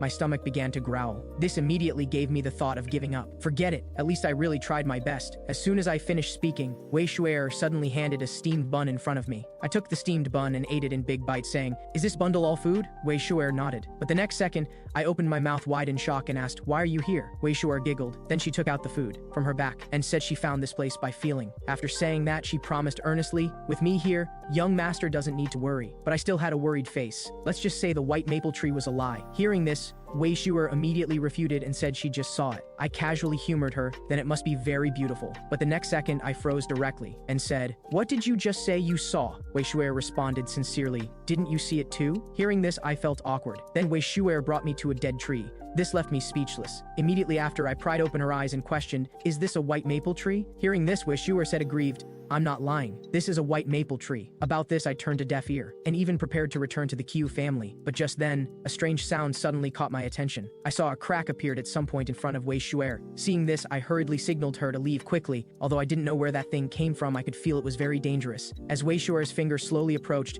the crack also began to grow larger and larger. But just as I was about to grab Wei Xue'er, a dazzling light flashed. The next second, I covered my mouth in shock. I saw a white maple tree full of vitality suddenly appear before my eyes. Wei Xue'er turned around and said proudly, "Young master, I didn't lie to you, right?" At this time, my heart was full of doubts. What just happened? It was clearly a dead tree just now. Could that crack be the switch to open the hidden secret vault? But how did Wei Xue'er know? I directly asked her my question, but Wei Xue'er just played dumb. This made me very annoyed but helpless. "I'll settle accounts with you slowly when we get back, because right now, the most important thing was to find the secret vault." After I carefully explored around the maple tree, I discovered a large hole emitting a lightning aura, but just as I was wondering whether this was the entrance to the secret vault, Wei Xue'er jumped down without any hesitation and said, "Young master, this is the entrance. Hurry up and follow." Seeing this, I gritted my teeth and followed right after her. But what I didn't know was that, at this moment, a strong warrior from the Nangong family had been eyeing us covetously for a long time. After arriving at the secret vault, I immediately signaled Wei Xue'er not to act recklessly in the future, but she looked ahead with a troubled expression. I saw 2 cave entrances appear before us. Just as I was thinking about which way to go,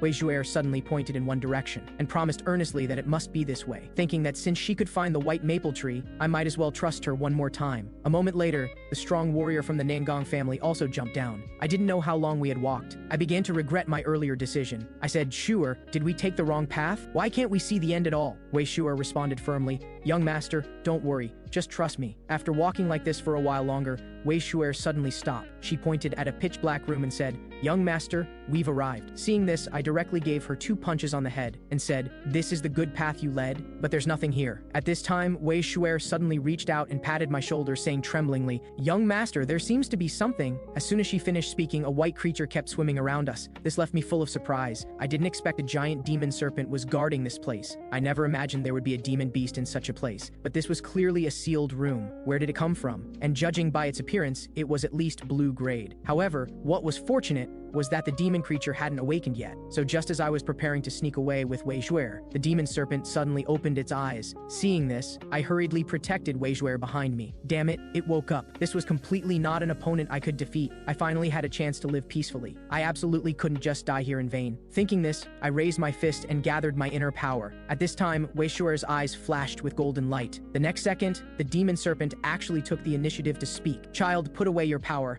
I have no intention of harming you." This immediately shocked me. I said, "Why can you speak human language?" The demon serpent smiled. "I'm very curious why a child not of Yan family bloodline can find this place." Then I explained the whole story. After hearing this, the demon serpent seemed to think of something and continued questioning me about my purpose for coming here. If this demon serpent knew we came for the secret vault, then it probably wouldn't let us go. So I said we just stumbled in by accident. However, The demon serpent said directly, "You came for the secret vault, right? But unfortunately, what you want is already gone. However, I still want to ask you one last question, child. What do you think destiny is?" Hearing this, I was immediately speechless and said, "What kind of lousy question is that?" The demon serpent was stunned at first, then burst into loud laughter. Seeing this, my expression immediately became serious. This demon serpent must have gone crazy. Then the demon serpent said, "Seeing someone not of Yan family bloodline set foot here, I knew they were probably all dead. For something that has already disappeared, what is there for me to be attached to? There's nothing left here for me to guard." Hearing this, I thought it was going to let us leave, but the next second, a golden unknown sphere dropped in front of me. It said, "This thing has to fall into someone's hands anyway. Why not just give it to you? Because you, who carries those things in your heart, might find it easier to accept than others." But before I could understand the deep meaning in its words, the golden sphere began flickering continuously. This immediately shocked me. This thing clearly didn't have a magic stone's aura. Why did the 1000 absorption technique activate again? But this feeling was different from absorbing a magic stone. As the golden light grew stronger and stronger, I also gradually became pained. Just then, Wei Xue'er suddenly raised her hand to my back and began transmitting inner power to me. Before I could figure out the situation, the next second I lost consciousness and passed out. At this time, the demon serpent asked Wei Xue'er again if she was satisfied. Wei Xue'er, emanating profound inner power, said sternly, "How dare you ask if I'm satisfied?" The demon serpent reminded, "Put away your inner power. Such powerful inner power won't just make you faint." Wei Xue'er naturally understood this point as well. The demon serpent asked curiously, "Since you know, then why do you still choose to change so many things? Is this your choice?" Wei Xue'er asked back, "Why did you give him that important gem?" The demon serpent said, "It's just an accidental variable. Waiting for someone who won't come is too lonely. I've already let everything go." As it spoke, its body began to slowly disintegrate. Finally, it turned into fragments and dissipated throughout the entire room. Wei Xue'er sighed that fate was truly fickle. Then she shifted her gaze to me and said, "You're still as oblivious as ever. You're clearly so afraid of losing your second life, but when facing danger, you still protected me without hesitation." At this time, a voice suddenly sounded in Wei Xue'er's mind. "Can you return it to me now?" Wei Xue'er said she needed to borrow it a little longer because it was still dangerous now. Soon, the man who had been following them also found this place. Wei Xue'er threatened, "You'd better leave quickly, or this place will become your grave," the man said disdainfully. "I didn't expect the young master would actually lose to a kid who could pass out from climbing a mountain. As long as you hand that guy over, I'll spare your life." Wei Xue'er questioned, "Is this the old man from the Nangong family's idea or that waste's decision?" Hearing this, the man pressed his sword against her neck and said, "How dare you speak disrespectfully about the Nangong family head?" At this time, Wei Xue'er placed a finger on her lips and said, "You're too noisy." After saying that, a golden light flashed. The man didn't even notice before he discovered his arm was severed. The pain that followed made the man scream wildly. Seeing this, Wei Xue'er's eyes immediately became sharp and said, "Be quiet, he's sleeping soundly. We can't wake him up." It turned out that after I broke Nangong Qingjun's arm earlier, he still couldn't accept the fact of defeat. He even thought I must have used some evil technique, so he found his trusted subordinate, Ma Tai, preparing to launch a revenge plan against me. But what troubled him was that Wu Yan, the Q family's bodyguard, had unfathomable strength, making it impossible for them to act. Until I shook off Wu Yan to search for the secret vault, Nangong Qingjun immediately ordered Ma Tai to kill me. Now, Ma Tai kept begging for mercy, but what responded to him was a cold sword light. Wei Xue'er said, "Didn't I tell you to be quiet? I don't have that much time to waste." As she spoke, she shifted her gaze to me. Seeing this, Ma Tai just wanted to escape quickly. Before he could run far, a sword light swept past. The next second, he ended up separated from his head. Then Wei Xue'er said with slight apology, "Originally for your first kill, I wanted to let you choose based on your own will. I didn't expect this uninvited guest to disrupt the plan. I'm truly sorry." At this time, the voice in her mind sounded, telling her to return the body to her immediately. Wei Xue'er apologized again and said, "Although this is selfish, can you let me stay a little longer?" The voice in her mind emphasized, "This is my body." Wei Xue'er affirmed, "Now and in the future, this body is yours." After saying that, she slowly lowered her eyes and said, "Chu Young Tian, I think it's time for me to leave. I look forward to meeting you again in the future." The scene changed, and I suddenly opened my eyes. Wei Xue'er appeared happily in front of me. I got up and looked around at everything. I vaguely remembered that Wei Xue'er opened the white maple tree, but there was only a white demon serpent in the secret vault. This demon serpent also gave me a golden pearl, and this pearl was absorbed by me. I tried hard to recall everything that happened to Wei Xue'er. However, Wei Xue'er looked confused. "Snake? Pearl? Young master? Were you dreaming?" This immediately stunned me. I said, "Don't tell me you don't remember anything either?" Wei Xue'er said, "I found the white maple tree, then received a pearl from a big snake." Who would believe that story? I said, "Why is it only at times like this that you can think normally? Then who brought us here?" Wei Xue'er also wasn't clear. She only knew that when she woke up, she was here. Just then, a strange pain suddenly came from my chest. Seeing this, I hurriedly circulated my inner power to meditate. As expected, since absorbing that pearl, the flowing inner power had increased considerably. Not only did I reach 3-star strength, but I even possessed inner power reserves very close to 4-star. This proved my memory wasn't wrong. Did the demon serpent bring us here and then erase Wei Xue'er's memory? However, I soon gave up struggling with this, because if I continued staying here, I would only be criticized by Wu Yan later. So I immediately squatted down and signaled Wei Xue'er to get on quickly, saying, "Going down the mountain takes a full hour. Carrying you back like this will be even faster." Wei Xue'er blushed and said, "I ate a lot yesterday. I might be very heavy." Then, after getting Wei Xue'er on my back, I directly used the fire wheel technique to hurry along. But what delighted me was that, with the enhancement of the 3-star fire wheel technique and abundant inner power, the body that used to feel incredibly heavy now felt light as a feather. At this time, Wu Yan at the Tong sect worried. The young master has been missing for a day. Suddenly, a strange sound came from behind. He saw the young master had actually returned carrying Wei Xue'er. Wu Yan scolded excitedly, "Young master, where did you go? And you just disappeared without saying a word." I scratched my head embarrassedly and said,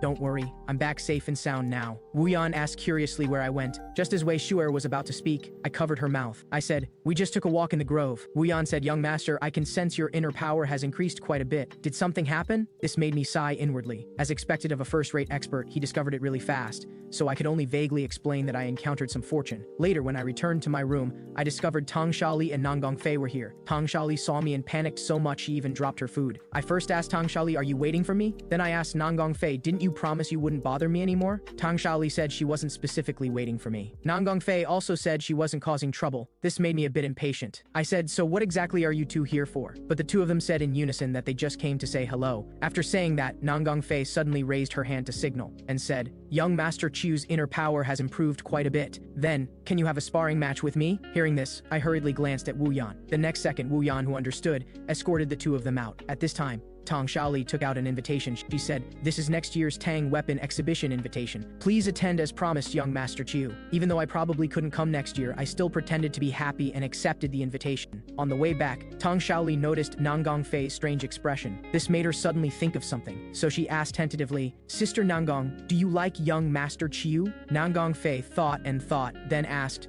"What is like?" This made Tang Xiaoli stammer and feel too embarrassed to speak, so she had no choice but to helplessly end this topic. At this time, Nan Gongfei asked, "Xiaoli, didn't you say you had something to give me?" Tang Xiaoli said, "That invitation just now was originally meant for you, but I don't know why I gave it to young Master Chiu." Nan Gongfei patted her head and interrupted, "It's fine, you did well." Hearing this, Tang Xiaoli's mood immediately improved. She said, "To make amends, let me treat you to the best poison." Little did she know that at this moment, in Nan Gongfei's eyes, Tang Xiaoli's entire body was filled with an aura that disgusted her. The scene changed to the Nangong family residence. The Nangong family head was reprimanding Nangong Qingjun. "I sent you there just to have you take good care of your sister. But not only did you lose to an unknown rising talent, you also inexplicably lost a personal bodyguard." About this, Nangong Qingjun also wondered why Ma Tai hadn't returned yet. Could he have failed? But Ma Tai was a top-level expert. Just then, the Nangong family head suddenly burst out with powerful inner force and said, "Do you know where you disappointed me most? Whether it's violating the rules during sparring or being humiliated in public due to lack of strength, none of that matters. What disappoints me is that you didn't properly clean up after these matters. But I won't punish you this time. Go into seclusion for a while first." Nangong Qingjun accepted the punishment with an unconvinced face, and he kept muttering about the Q family. The Nangong family head, who was preparing to leave, stopped in his tracks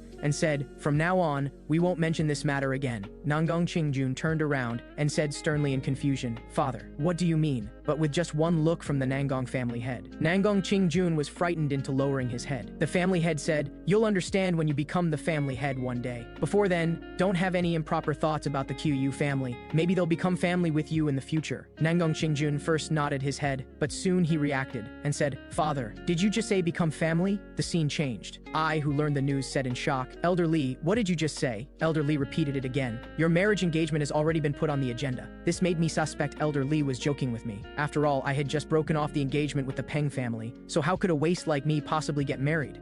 Elder Li said, "Are you planning to be alone forever? This marriage arrangement was prepared for you by me, so just agree to it." Even so, I still didn't believe what he was saying. At this moment, the guard Wu Yan stepped forward and said, "Young master, the news of your engagement seems to be true, because it has spread throughout the entire manor." I was very confused. The news of my broken engagement with the Peng family was probably known to everyone. Now there was actually a noble family that wanted to get engaged to a guy like me with such a ruined reputation. Thinking of this, I asked Elder Li, "Which family's young lady is it?" Upon hearing this, Elder Li said with a proud expression, "Don't be too surprised when you hear this. "It's the Nan." Before Elder Lee could finish, I confirmed the answer from just one word. The next second, Elder Lee and I both said the words Nangong family together. But what exactly did the Nangong family want to gain from me? I suddenly thought of something. Wait, doesn't the Nangong family only have one female member? Elder Lee said, "That's right, perhaps you already met each other at the Tang military exhibition." Upon hearing this, I was first stunned. Then I couldn't help but shout out loud, saying, "You mean that lunatic Nangong Fei?" I was completely dumbfounded. Why would that lunatic want to get engaged to me? Elder Lee told me not to speak ill of my fiancé, and that this was the family's decision. If I had any complaints, I could go discuss it with the family head. But besides that, there was something even more surprising. After saying this, an evil smile appeared at the corner of his mouth. "Yang Tian,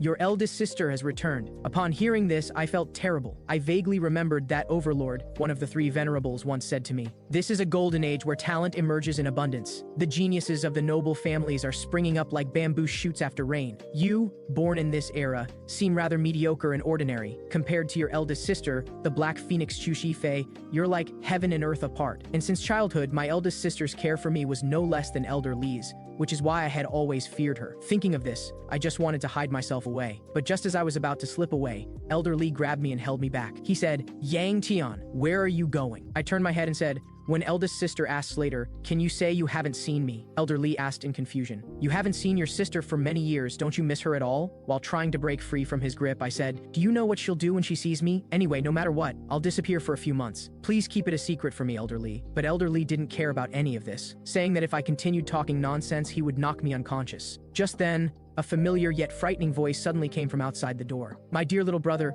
come here quickly." Upon hearing this, my body trembled and I hurriedly instructed Wuyan to block the door. Wuyan couldn't understand why my reaction was so intense, but he still randomly grabbed a broom and stuck it against the door. "Your sister is coming. Is it really okay to do this?" As soon as he said this, a voice came from outside the door. "Sister is here, yet little brother is blocking the door." Before Wuyan could react, with a thunderous boom, eldest sister walked in radiating powerful internal energy and said, "How rude, my dear little brother." I looked at the scene before me with lifeless eyes. At this moment, eldest sister withdrew her internal energy and gave me hints, while I turned my head away and pretended not to see. Seeing this, eldest sister directly said, "Yang Tian, you're doing quite well now. Have you forgotten how to bend your knees?" Hearing this, with a thud, I skillfully knelt down. Elder Lee couldn't help but laugh heartily and said, "Shifei, you're still so loving. I heard that as the sword team captain, you played a big role in the last mission." Eldest sister scratched her head and said, "Elder Lee is too kind. It was all the team members' hard work." After the pleasantries, eldest sister suddenly turned and asked if I knew where I went wrong. Upon hearing this, I was completely confused.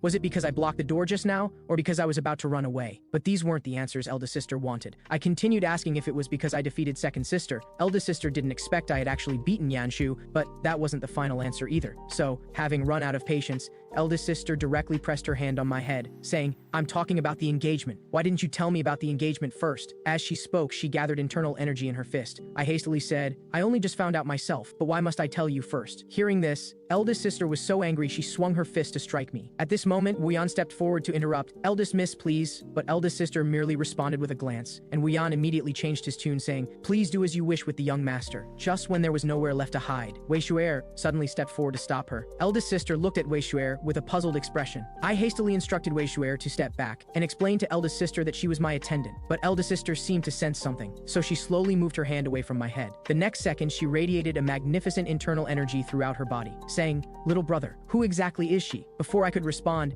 eldest sister gathered all her internal energy into her left hand. Seeing the situation going wrong, I hastily got up and prepared to step forward to stop her, but the next second, I froze right there. I saw that eldest sister merely pinched Wei Xue'er's cheek, saying, "This cheek looks as soft as it feels. Such a fun attendant, just give her to me." Upon hearing this, I refused her request without thinking. Eldest sister didn't expect that the little brother who used to obey her every word would actually refuse her. After saying this, she changed the subject. "Your internal energy is about to break through 4-star. Was this Elder Lee's doing?" Then she asked Elder Lee how he had enabled me to improve so much in such a short time. Elder Lee said he hadn't done anything. Eldest sister hesitated, saying, "Never mind, since the family head is looking for you, you should hurry over." Then, just as I was about to leave, eldest sister tossed something over. After catching it, I looked confused. "This is a magic stone? But why can't I sense any magical fluctuations?" Eldest sister said, "I just bought this casually at a general store. Remember to wear it at your waist from now on. If I find you're not wearing it or have lost it, sister will definitely give you plenty of loving care." After saying this, a trace of relief showed on her face, saying, "Yang Tian, I knew you could do it." This reminded me of how, in my previous life, eldest sister said the exact same words before she died. Although eldest sister would give me a stern talking to every time she saw me, me, I knew in my heart that she was the person in the family who cared most genuinely about me. After I left, eldest sister asked Elder Lee again if he really hadn't intervened. Elder Lee said he truly hadn't. This left eldest sister completely baffled, saying,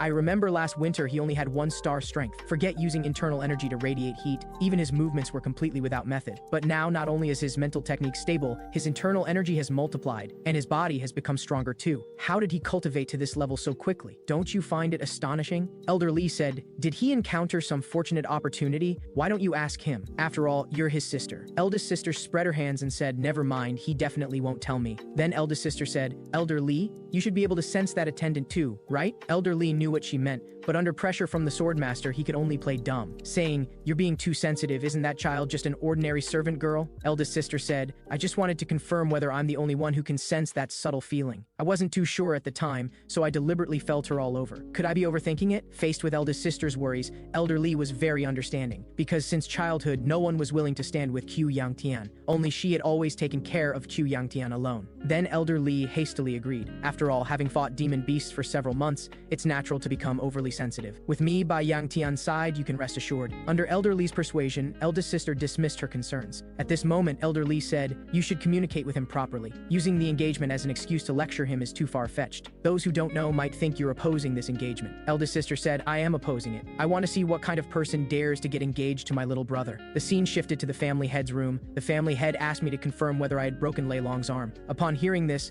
I let out a deep sigh and said, he was the one who proposed sparring with me, and he broke the rules and used killing moves on me, so I deliberately retaliated. Father asked with slight skepticism if I had any witnesses. After receiving my affirmative answer, he changed the subject, saying, it seems you've improved quite a bit recently. That's good. Continue working hard in the future. This was somewhat unexpected. Upon learning his son had advanced 3 stars in a short time, his reaction was so indifferent. Father continued, the Nangong family also attended the exhibition, so you must have met your fiancé, right? Upon hearing this, I was first stunned, but quickly calmed down again. Then I asked Father, what's the deal with the engagement to the Nangong family? Father said, this was decided by the Council of Elders. For you, it may not be a bad thing. I can let bygones be bygones regarding the broken engagement with the Peng family. I hope you won't mess this up again. I understood Father's deeper meaning. After all, the Peng family incident was indeed my fault. This time, refusing again was impossible. Then Father took out a family letter and said indirectly, midsummer is approaching, and the Huashan landslide battle is about to begin. Hearing this, I instantly recalled the scene of the Huashan sex massacre in my previous life. At this moment, Father suddenly handed the family letter to me. I took the letter and asked curiously, what does this mean? Father said, prepare yourself, go to Huashan in 10 days and bring her back. To this, I expressed my apologies. After all, I had just returned from B province today. Father remained calm as always, saying, you can refuse, but before he finished speaking, I directly said I didn't want to go. Father continued, but as long as you come back,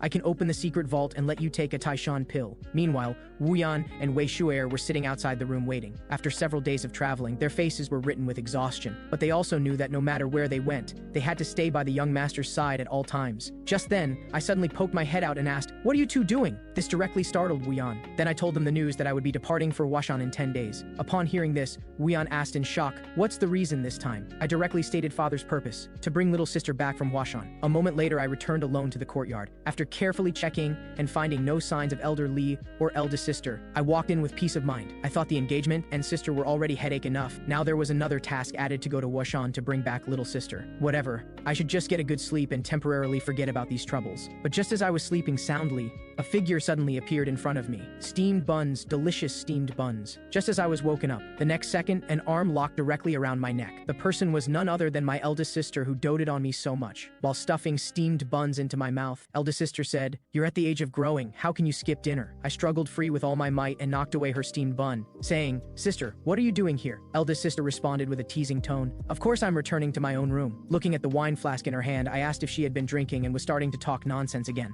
Eldest sister said, I saw you didn't eat dinner, so I brought you steamed buns. Shouldn't you thank me? Before I could respond, eldest sister started asking whether I liked the Nangong family's young lady. The sudden question made me choke on my water. Eldest sister said, you care about this so much that just hearing about her can shock you into choking yourself to death? Then she gulped down 2 mouthfuls of wine and said, damn it, the Yangtian I raised with such hard work. Hearing this, I interrupted, sister, after you finish drinking, can you please not stay here? Go sleep somewhere else, okay? But what responded to me was a scolding from eldest sister. You heartless guy, when you were little, you used to cling to me all the time. Then she covered her face embarrassedly and said, "Tonight let sisters sleep together with you." Upon hearing this, without thinking, I got up and prepared to leave. At this moment, eldest sister suddenly called out to me softly. When I turned to look, she spoke her truest thoughts. "Yang Tian, how about a sparring match with sister?" Upon hearing this, I was first stunned, then immediately tried to brush her off using her drunkenness as an excuse. However, eldest sister suddenly became serious, saying, "Is that really okay?" I was immediately full of confusion, asking, "What are you referring to?" Then eldest sister pointed at my chest and said, "Although I don't know what method you're using to cultivate, right now there's a large amount of unrefined internal energy wandering around inside your body. I think you also know that continuing like this will definitely lead you go Astra,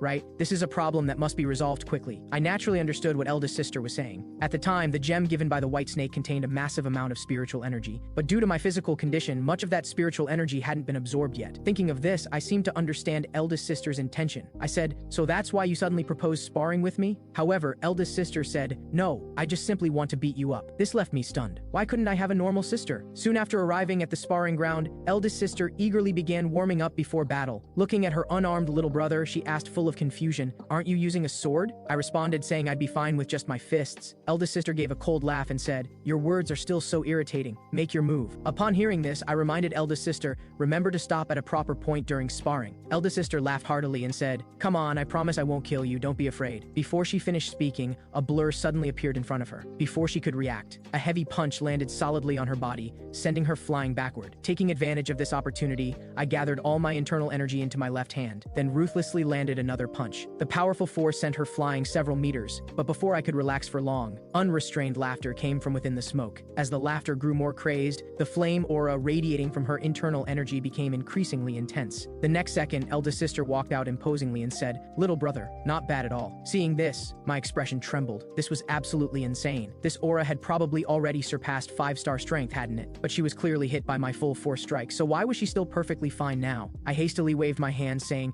"Sister, let's stop here for today." The enraged eldest sister said, "What nonsense are you talking about? The fun part is only just beginning." After saying this, she flashed and closed in right in front of me. Then a heavy punch sent me flying several meters. After stabilizing myself, I was still shaken. That was close. If I hadn't blocked that just now, I would probably be bedridden for at least 2 months. Just then, a whirlwind suddenly gathered in the smoke. The next second, a wooden sword flew past me and embedded heavily into the wall. Before I could come to my senses, eldest sister attacked again with fierce momentum. Seeing the scene, I couldn't help but curse inwardly, "Absolute lunatic." After I barely dodged several rounds, eldest sister cornered me against the wall. Then she smoothly pulled the wooden sword from the wall, turned and swung down. The next second, the wooden sword froze at my neck. At the same time, her other hand grabbed my hair. She said, "Don't open your mouth, your jaw will dislocate." Upon hearing this, I hastily pressed my lips together. The next second, my miserable scream pierced the sky. At the same time, the Nangong family head was angrily reading the letter in his hand, saying, "What does this mean?" The servant hastily explained, "The young lady left this letter and then ran away from home." Upon hearing this, the Nangong family head immediately crumpled the letter into a ball, saying, "Bring her back to me immediately." Just moments ago, an old farmer was pulling radishes in his field. After pulling several bad radishes in succession, the old farmer couldn't help but complain, "What a cursed season." As soon as he spoke, a figure flew over his head. After seeing who it was clearly, the old farmer couldn't help but blush, saying, "It's a fairy maiden." The person was none other than Nangong Fei. At this moment, Nangong Fei asked which way to go to a province. The old farmer immediately raised his hand and pointed in a direction. But the next second, Nangong Fei flew off in the opposite direction without a word, while leaving behind a silver ingot on the ground to show her gratitude. The old farmer looked at the silver in his hand with shock and joy. This was enough for his whole family to eat and drink without worry for several months. But what puzzled him was, a province was clearly to the east, so why did the fairy maiden go west? That's where Huashan is. The scene shifted. Elder Li was telling the swordmaster about the divine physician's whereabouts. "I heard the divine physician has gone to Huashan. What do you plan to do?" The swordmaster also knew that the divine physician's whereabouts were erratic, but why would he go to Huashan this time? Elder Li said, "This intelligence may not be accurate. Since you've disguised yourself as an attendant to hide your identity, you don't need to show yourself personally. Just have Yang Tian go confirm it first." The swordmaster nodded to show his approval, but the next day,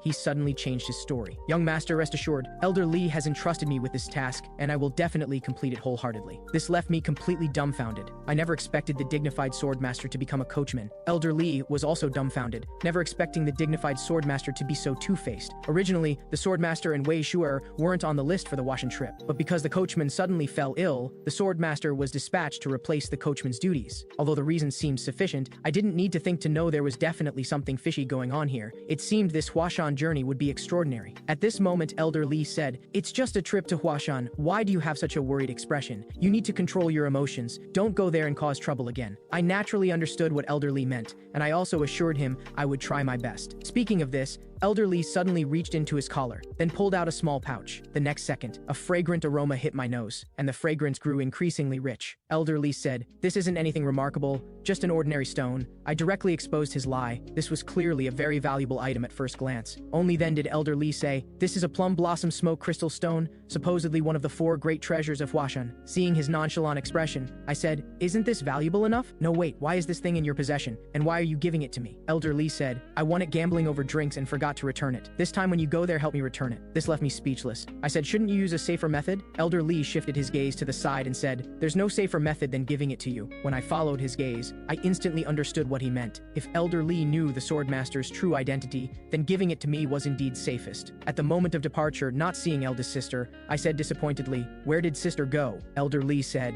"Maybe because you're leaving, she's hiding somewhere secretly wiping away tears. Don't worry, I'll definitely tell her you've safely departed." After the carriage drove away, Elder Lee suddenly turned to look to the side, saying, "You won't even show yourself to say goodbye?" At this moment, eldest sister was curled up sitting in a corner sobbing, saying, "How could I let Yang Tian see me crying?" Elder Lee said, "He's not a 3-year-old child anymore, what's there to worry about?" Eldest sister immediately erupted in rage, saying, "His body is so weak, how could I not worry at all? Yang Tian, you must return safely." Along the way, I kept asking Wuyan how much longer. Wuyan forced a smile and said, "You've already asked this question over 30 times. If I must answer, we still need to travel for several more days." Hearing this, my eyes dimmed. I had also heard this answer over 30 times. Upon hearing this, the swordmaster Wei Xue'er smiled and said, "Young master, are you feeling unwell somewhere?" This made me somewhat flustered. I said, "No, I'm just a bit bored." The swordmaster didn't know that he was what made me most uncomfortable. How could I be comfortable traveling with the swordmaster? I shifted my focus to Wei Xue'er, saying, "Is it really okay to eat alone? Hurry up and hand it over." Wei Xue'er said, "The attendant's sister gave this to me, so I need her permission first." The attendant immediately said, "There's nothing to ask. These steamed buns all belong to the young master anyway." Just like that, I successfully got the steamed bun. Wei Xue'er also breathed a sigh of relief. Good thing, the young master only took one. Meanwhile, at the Qiu family manor, eldest sister was asking with a serious expression who the person before her was. The woman tidied her messy hair and responded again, "I am Nanggong Fei." Hearing this name, eldest sister's face immediately darkened. Yang Tian's fiancé, huh? But those azure bright eyes, that delicate rosy little mouth, I had to admit she was truly beautiful. Then eldest sister asked what she was doing here, and in such an undignified state at that. Nanggong Fei honestly said, "Because I accidentally took the wrong path." Eldest sister continued pressing, "So you went through all this trouble to rush here for what?" Nanggong Fei responded embarrassedly, "To see my betrothed." Eldest sister said, "It doesn't seem like the engagement has been formalized yet, right? Besides, my little brother isn't home right now." Hearing this, Nanggong Fei immediately understood. So this person was Qiu Yangtian's sister. Looking at eldest sister's smug expression, Nanggong Fei seemed to think of something, so she hastily straightened her disheveled clothes and messy hair. Then softly inquired, "Where did he go?" Eldest sister laughed heartily. "He went to Huashan, very far away." What a predicament, what a twist of fate. Unexpectedly, Nanggong Fei smiled slightly and said, "So he went to Huashan." The next second, she disappeared from the spot. Eldest sister was still there with cold sarcasm, "So you'd better go home." But when she came to her senses, Nanggong Fei had long since vanished without a trace. Did she go home? But why didn't she even say goodbye? The scene shifted. Wei Xue'er was hugging the attendant and sleeping soundly. The guard Wuyan was also resting. The night watch duty fell to the swordmaster Wei Xue'er. Soon,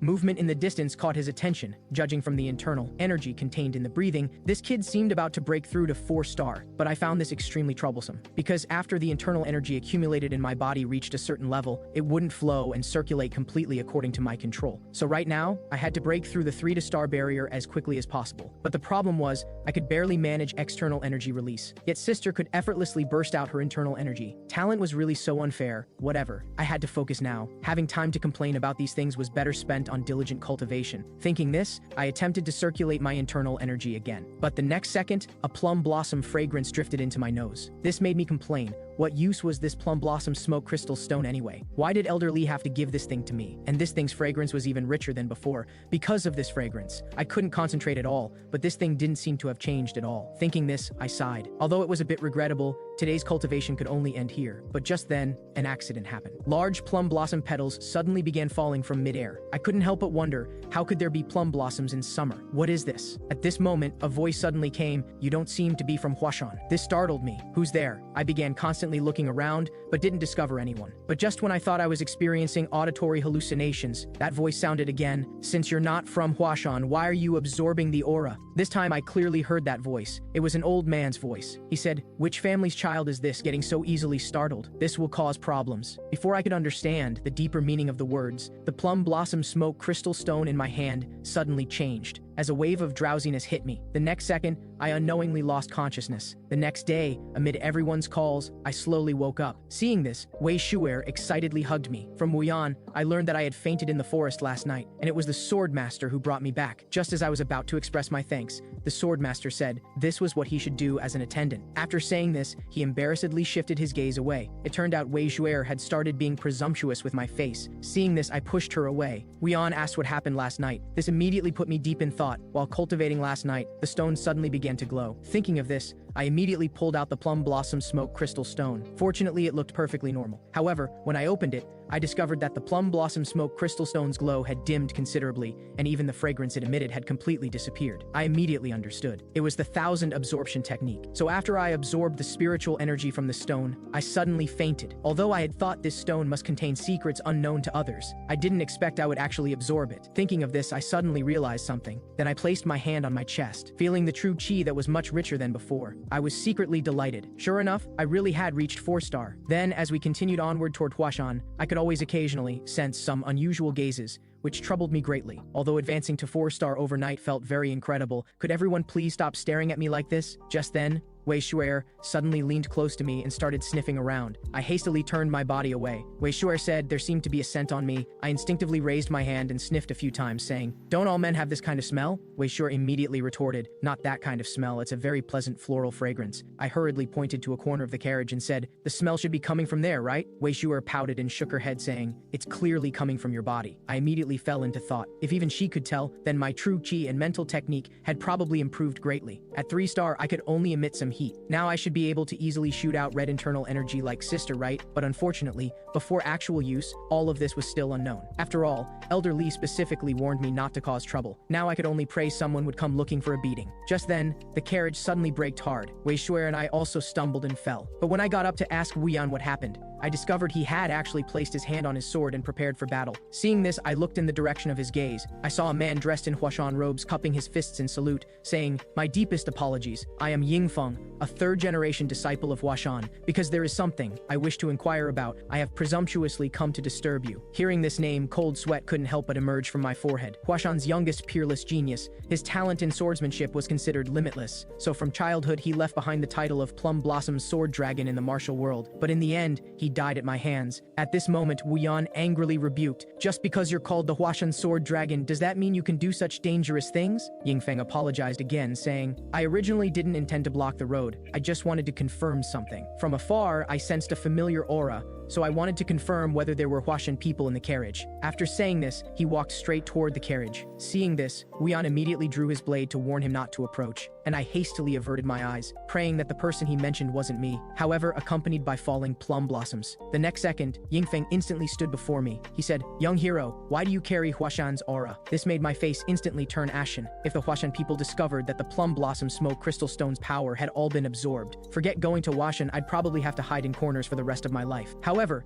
just when I didn't know what to do, last night's old man's voice appeared again. I looked in the direction of the voice. I saw a little old man dressed in Huashan robes floating before my eyes. To this, the little old man said joyfully, "You can see me?" To this, I rubbed my eyes in disbelief, but the result was still the same. At this moment, the little old man said with a serious expression, "You, a junior, seeing an elder, still won't show respect?" This made me fall into thought. But soon I had an answer in my heart. I must have been cultivating too diligently recently, causing mental confusion and hallucinations. The little old man hastily responded, "This isn't a hallucination." Hearing this, I helplessly shook my head again. Now I was even experiencing auditory hallucinations. Seeing my abnormal behavior, Yingfeng asked in confusion, "Are you feeling unwell somewhere?" I pointed at the little old man in front of me and asked, "Can't you see this old guy the size of a bug? And didn't you hear such a loud voice either?" This made Yingfeng's expression instantly turn serious. He said, "Are you joking with me? Then I asked Wu Yan, can't you see it either? Upon hearing this, Wu Yan was first stunned, then perfunctorily said, I saw it, it's a red-haired old man, right? I was speechless. What was going on? Had I encountered a ghost? Where exactly did I get haunted? The little old man said, have you forgotten that you actively ate it yourself? Hearing this, a thought suddenly flashed through my mind. Could it be because I absorbed the plum blossom smoke crystal stone last night? The little old man immediately gave an affirmative answer. But the next second he said angrily, if I hadn't helped you at that time,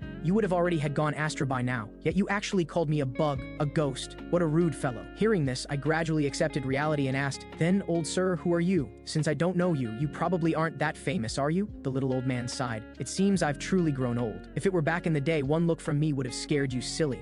Speaking of this, he suddenly coughed lightly and said, listen carefully, I'll only say this once. I am the 8th generation master of Huashan, sword immortal Shenjie. Hundreds of years before the heavenly demon appeared, there was a massive blood demon war. At that time, 5 legendary masters ended this catastrophe. Therefore, no matter how times changed, their prestige remained renowned. And as a member of a martial arts family, there was no way I wouldn't know this title. If you asked who the most respected person among Huashan warriors was, aside from the current master, the first one mentioned would definitely be the Huashan sword immortal. Could it be that this person was the old man as small as Bug before me? At this moment, the old man angrily rebuked, how dare you still call me Bug? Since you already know my identity, shouldn't you show some respect? And at this time, Yingfeng and Wu Yan were staring at me with puzzled expressions. Then I asked Shenjie, the plum blossom smoke crystal has existed for hundreds of years. Have you been inside the stone all this time? Shenjie denied it. Actually, I only woke up when you first obtained the plum blossom smoke crystal. But why can you, someone who isn't a Huashan disciple, absorb the aura of the plum blossom smoke crystal? I was speechless, whether he was truly the sword immortal or a soul impersonating an identity. Either way, this was a huge problem for me. Just because Huashan's secret treasure was absorbed by an outsider was already a big issue. But I couldn't give a reasonable explanation for this matter, which was an even bigger problem. I couldn't very well tell people I possessed demonic cultivation from the demon cult. Seeing that I hadn't spoken for a long time, Shenjie had no choice but to let it go. He said, everyone has things they want to keep secret,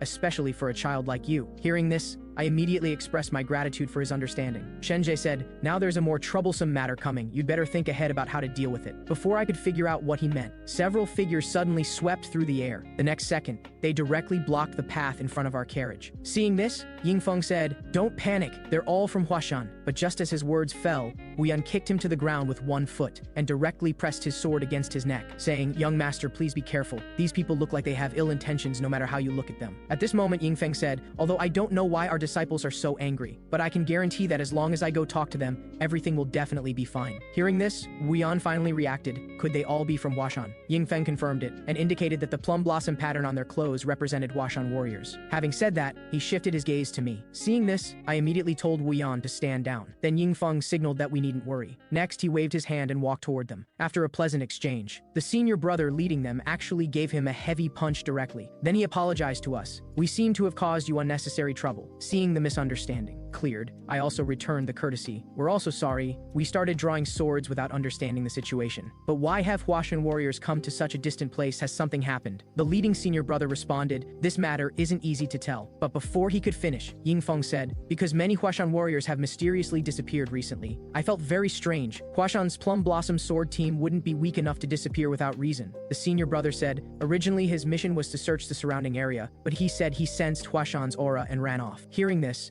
I hurriedly cast a pleading look at Shenjie. Shenjie then signaled that I needn't worry, he had already concealed the aura on my body. But after the senior brother approached, he could still sense the fragrance of plum blossoms on me. Shenjie then signaled for me to take out the stone and show it to them. But when the plum blossom smoke crystal appeared before them, the two were suddenly shocked, saying, this was lost by our master when he was drinking. How did it end up in your hands now? Hearing this, I got off the carriage to greet them. I am Qiyu Yangtian of the Qiyu family. The purpose of this trip is to go to Huashan to return the borrowed secret treasure. Hearing this, the senior brother apologized again. So you're a distinguished guest from a prestigious family. Being so hostile at our first meeting was truly discourteous. At this moment, Yingfeng suddenly thought of something. He said, your sister. But before he could finish speaking, his mouth was covered. Then I tentatively inquired, my little sister hasn't caused you any trouble, has she? The senior brother stiffly squeezed out a smile and said, not at all. Seeing this, I immediately understood and told them that once we reached Huashan, I would immediately take her away. The senior brother first showed surprise upon hearing this. Then he patted my shoulder earnestly and said,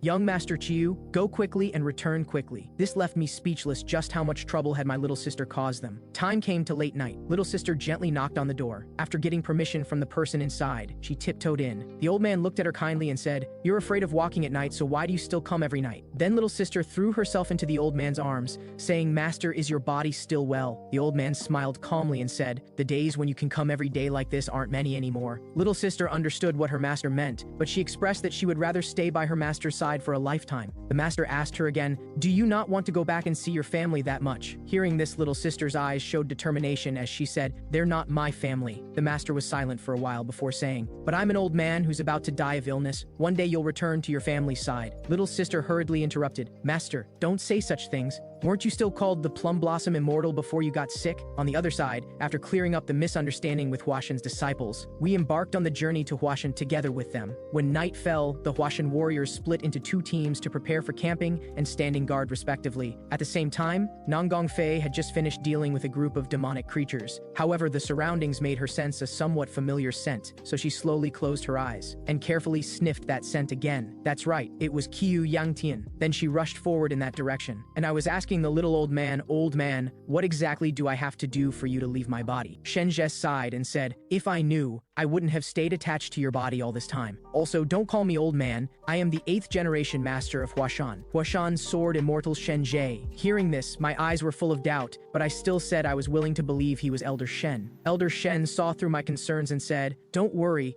I'm not interested in your body." Speaking of which, he suddenly changed the subject. "But what is that thing you've stuffed inside your body?" Hearing this, I asked with a puzzled face, "Are you saying there's something inside my body?" Elder Shen looked at me with a suspicious face and said, "You really don't know what's inside your body. Then before I tell you, answer one more question. What happened to the blood demon in the end?" Hearing this, I immediately fell into deep thought. The hero who blocked the blood demon from recovering the light of the central plains, and then brought Huashan to new heights, this protagonist was actually asking about the blood demon. I said, "You're not the Huashan sword immortal, otherwise there's no way you wouldn't know about the blood demon war." Elder Shen said, "I don't know why, but I just can't remember the final battle against the demons." It seemed Elder Shen had lost his memory. Was it a side effect of being attached to my body? Then I voiced my confusion. "What exactly are you referring to that's inside my body?" Looking at my serious expression, Elder Shen said, "What difference will it make if someone who doesn't trust me hears it? Actually, what I'm talking about is just the result. I don't really know what it specifically is either. From my perspective, there's something violent inside your body, yet you know nothing about it." I originally thought he was referring to the 9 flames fire wheel technique, but he seemed more like he was describing a fierce beast. At this moment, Elder Shen said, "Don't worry, I've already made it fall asleep. If I release the restraints, it will rampage around like a demonic creature biting everything. Do you want to try?" But before I could agree, he opened his palm. The next second, a sharp pain swept through my entire body. I instantly collapsed to my knees, unable even to breathe normally. It was as if an extremely sharp internal force was constantly surging through my body, just when I couldn't control my body, and my mind was about to collapse. Elder Shen made a gesture and instantly restrained it again. He said, "Do you understand now?" I gasped heavily for breath, asking, "What exactly was that just now? Why is such a thing inside my body?" Elder Shen was also puzzled by this, but today could only go this far. Speaking of which, he pointed upward with his finger. But before I could react, the next second, a figure emanating the scent of plum blossom swept past before my eyes. As the smoke slowly dispersed, a familiar figure suddenly appeared before me. I asked, "What are you doing?" I saw Yingfeng slowly turn around with his back to me. Huashan has an old saying passed down, "If you want to get close to someone, have a good fight." This left me completely baffled. What kind of old saying was that? Could this be Huashan's way of requesting a sparring match? Yingfeng apologized. "I've just never seen a rising talent around my age, so I got a bit excited." Hearing this, I said in confusion, "What do you mean? Clearly Huashan has many rising talents." Hearing this, Yingfeng suddenly didn't know what to do, but in my heart I was very clear. As the Plum Blossom Sword Immortal,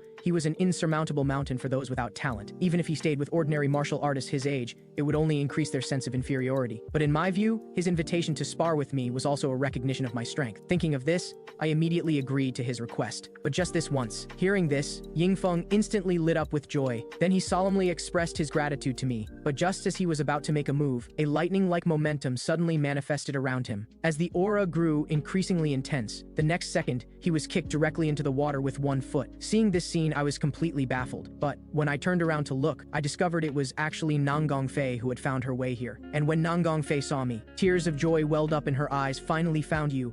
Qiu Yangtian. After seeing Nangong Fei, whom I hadn't seen in a long time, I recalled some memories from my past life. At that time, the sky was pouring with torrential rain, and I silently looked at Nangong Fei, who was severely injured, with mixed emotions. At this moment, Nangong Fei asked me if I was crying. I immediately denied it. Don't be ridiculous, it's rainwater. Hearing this, Nangong Fei's face showed a hint of disappointment. Then I asked her, you clearly could have escaped. Why did you stay to fight alongside me? Hearing this, Nangong Fei was silent for a few seconds, then said, I simply wanted to do this. After answering, she asked me if the moon was still there. After hearing my affirmative answer, she first showed a relieved smile, then she closed her eyes forever. Just then, a mocking voice suddenly came from behind. I didn't expect there to be friendship among demon people too, or are you two lovebirds flirting? But you don't need to be sad, because you're about to go down and meet her. Hearing this, a terrifying demonic power burst from within my body. Meteor sword, I won't let you die easily. Thinking of this, Nangong Fei suddenly interrupted my thoughts. Qiu Yangtian, I finally found you, I asked with a surprised face. How did you find your way here? Before Nangong Fei could answer, the Huashan disciple beside us spoke first. Young Master Qiu, do you know this woman? Hearing this,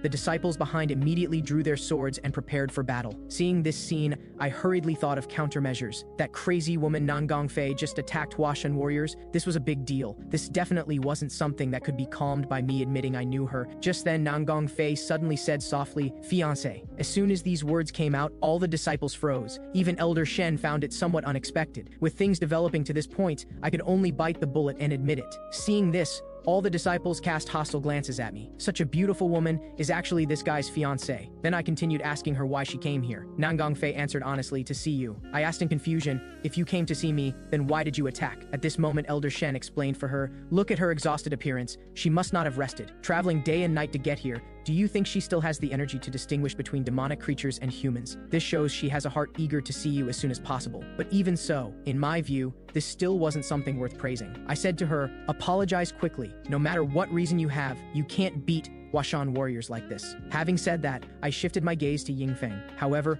at this moment he was staring straight at Nangong Fei. Seeing this, I immediately understood he was captivated by Nangong Fei. Just as I was about to ask if he was injured, he pounded his chest and expressed that he wanted to spar with me immediately. This left me speechless. But in the end, I still agreed to his request. At the beginning of the sparring match, Yingfeng kept glancing toward Nangong Fei's side. Seeing this, I was quite displeased. Had he never seen a woman before? But in Elder Shen's view, I was clearly jealous. I hurriedly explained, what's there to be jealous about? I won't gain anything from this match. I just don't like his purpose of wanting to show off in front of a woman. Hearing this, Elder Shen continued, you might as well take advantage of him too. Aren't you curious how much stronger you've become after breaking through to 4 stars? At this moment, a nearby Huashan disciple asked, Senior brother, who will win? The senior brother said, although this is quite unfair to young Master Qiu, the outcome is already obvious. Yingfeng is a genuine monster. Everyone has experienced his talent. As long as he takes it seriously, I'm afraid even I wouldn't be a match for him. As he spoke, plum blossoms rose following the sword momentum. Seeing this, Swordmaster's expression immediately became grave. As the plum blossoms gathered at the sword's edge, Yingfeng's eyes instantly became sharp. He said, now I'm going to attack. Hearing this, I immediately burst forth with fierce internal force in response. Everyone seeing this opened their mouths wide. Even Swordmaster Wei Xue'er found it incredible. As I gathered all the flame-like internal force into my left hand, I couldn't help but marvel inwardly. This internal force is really strong. Yingfeng saw this with a shocked expression. I asked him, what's with that expression?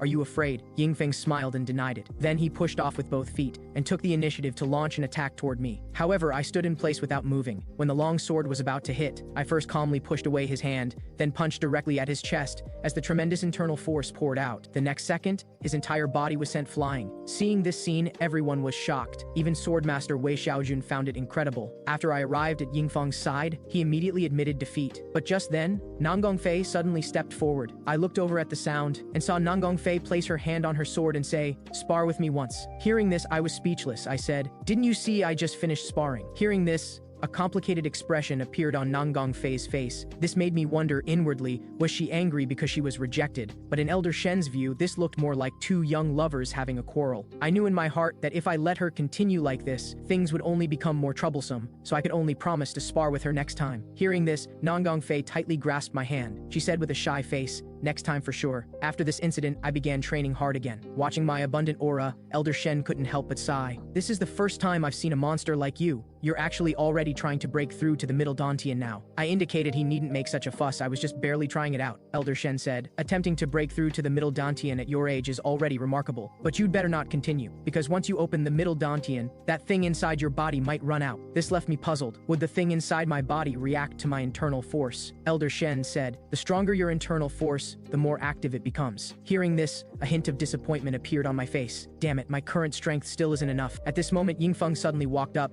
saying, you clearly won the match, but you're still reflecting on your own shortcomings. I asked him what he wanted. Yingfeng directly expressed his gratitude, saying, I haven't learned enough, although I don't know why you did this. I understand you wanted to give me guidance. Elder Shen sighed. He lost so helplessly but didn't fall into heart demons. Instead, he's still organizing his thoughts. But I said, some people rush around everywhere with a determination to die while training, but his purpose isn't pure. Elder Shen immediately retorted, you're really narrow-minded. I said, although I didn't mean it that way, I'm glad you gained something from it. Yingfeng said, I always thought I was the strongest genius, until I saw you. Only then did I realize there's another world out there. You must have put in a lot of effort too. Even though he said this, I still couldn't bring myself to like him. At this moment, Yingfeng expressed his gratitude to me again. This instantly plunged me into memories. Back when I was slaughtering Huashan, Yingfeng never surrendered even unto death. Could it be that this one defeat completely changed him? On the other side, Wei Xue'er was gesturing to swordmaster grandfather. Did you see? The young master just did that, and that brother with the floating petals lost. Speaking of this, she suddenly changed the subject. Compared to this, there's bad news. Swordmaster asked her what news it was. Wei Xue'er responded angrily, the young master is getting engaged. Swordmaster said, that's a good thing. Wei Xue'er shouted, no, although I don't know what engagement means. Anyway, it's not allowed. Only I can do things together with the young master.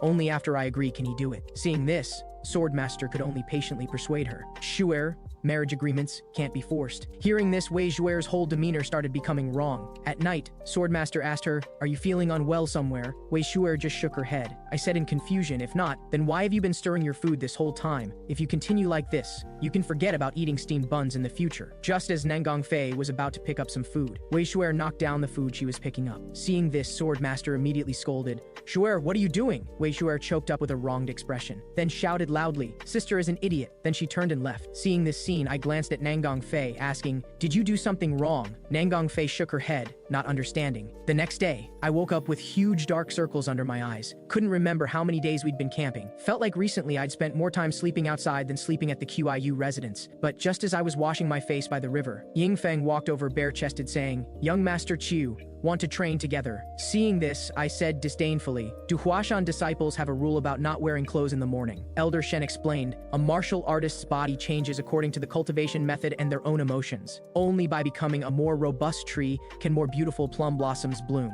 So physical training is also essential. But I still declined his kind offer, because today there was something more important. Yingfeng curiously asked me what it was. I looked into the distance and laughed heartily. Today is the day we reach Huashan. Time came to evening. We finally arrived at the foot of Huashan. Elder Shen looked at the familiar scenery with secret sorrow, didn't expect this place to still be the same. I said, which idiot established Huashan at the mountain peak? Don't they find it tiring to climb up and down every day? The senior brother said, young Master Chu, after such a long and tiring journey, let's rest here for one night before going up. I said, I'm carrying Huashan's secret treasure. Wouldn't it be better to go up immediately? The senior brother paused for a few seconds upon hearing this, saying, I'm worried whether young Master Chu can still climb up. Hearing this, I changed my tune. Since you've already said so, let's follow the arrangement. Then he instructed Yingfeng to take good care of everyone, and indicated he needed to go up the mountain first to report young Master Chu's impending arrival. This left me very puzzled. Why not let Yingfeng go with him? Huashan's seniors should be waiting for him too, or was his relationship with others generally poor? Thinking of this, Wei Xue'er suddenly walked up carrying a basket of steamed buns. Seeing this, my spirits immediately lifted. The vitality of my life had finally arrived. At this moment, Wei Xue'er also thoughtfully handed over water, but after drinking halfway,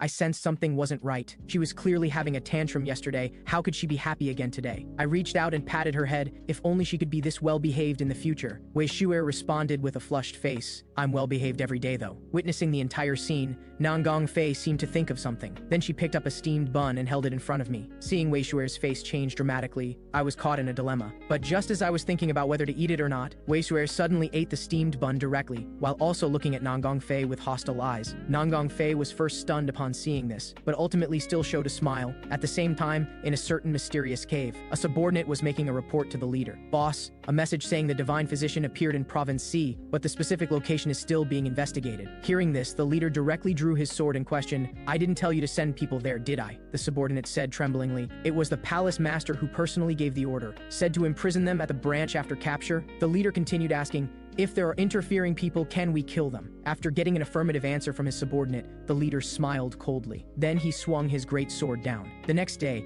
with desperate persistence, I finally climbed to the peak of Huashan. At this moment, I gasped heavily and cursed, which idiot built the Huashan sect in such a place? Wei Xue'er looked completely relaxed. She said, I already said I could carry you. Before I could respond, Nangang Fei suddenly extended her hand before my eyes. But just as I took her hand, Wei Xue'er's expression turned sour again. At this moment, Nangang Fei suddenly slowly lowered her head. Seeing this scene, I was puzzled. What was she doing? Elder Shen laughed at my stupidity. He said, did you forget what you did to Wei Xue'er last night? Hearing this, I suddenly understood. But just as I was about to pat her head, Wei Xue'er extended her hand first. Seeing this, Nangang Fei slowly raised her head and said calmly, next time. Just then, Huashan Sect's main gate slowly opened. Walking in front was precisely Huashan Sect's master. Elder Shen laughed heartily, saying, didn't expect the Huashan master to be this guy, and seeing me, the master was even more delighted. He said, do you know how long I've been waiting for you? Because I gambled away the secret treasure while drinking. Those elders mocked me for a long time, before I could make introductions. The master continued, Old Li already wrote to tell me, you came this time to return the plum blossom smoke crystal and pick up your sister, right? Hearing this, I felt secretly pleased. Great, Elder Li explained the situation in advance. This trip should end quickly, but the master's expression suddenly became grave as he said, but that guy seems to have left out some things, your body's aura and… Speaking of which, he cast his gaze on Swordmaster,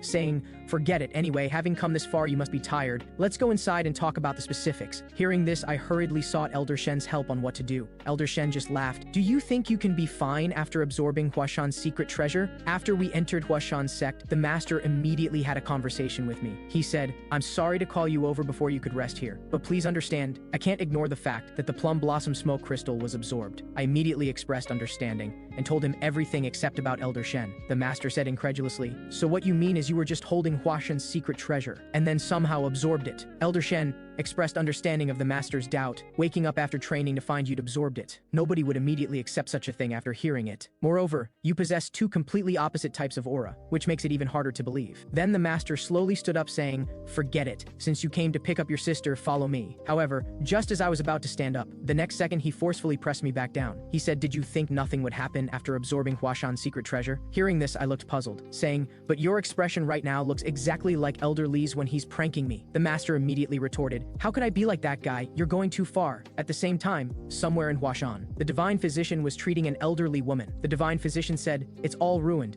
Not only the acupoints, the chi flow is also completely distorted. How did you endure the pain of your body rotting? The elderly woman coughed lightly, saying, actually it wasn't that painful. The divine physician said, are you lying to be strong because you're in front of your disciple? And the disciple being referred to was my little sister, Chiu Linghua. At this moment, the divine physician asked again, how long has it been? What caused it? The elderly woman responded, 4 years. But when it came to the cause, she couldn't bring herself to say it. Then she coughed up a mouthful of blood with a pained expression. Seeing this, little sister hurriedly stepped forward and patted her back. This is a restriction. The divine physician found it very strange. If it was a restriction, it should have been immediately noticeable when checking the pulse. Seeing the divine physician's troubled expression, the elderly woman asked how long she could live. Hearing this, little sister sadly shed tears. The divine physician said, if things go badly, 2 months. If things go well, you can last until winter. Hearing this, the elderly woman smiled calmly, but the divine physician's eyes were filled with complexity. Thinking of her youthful, heroic bearing, his eyes became resolute again. I will do everything in my power, so you should go out first. Little sister was still somewhat worried. The elderly woman said softly,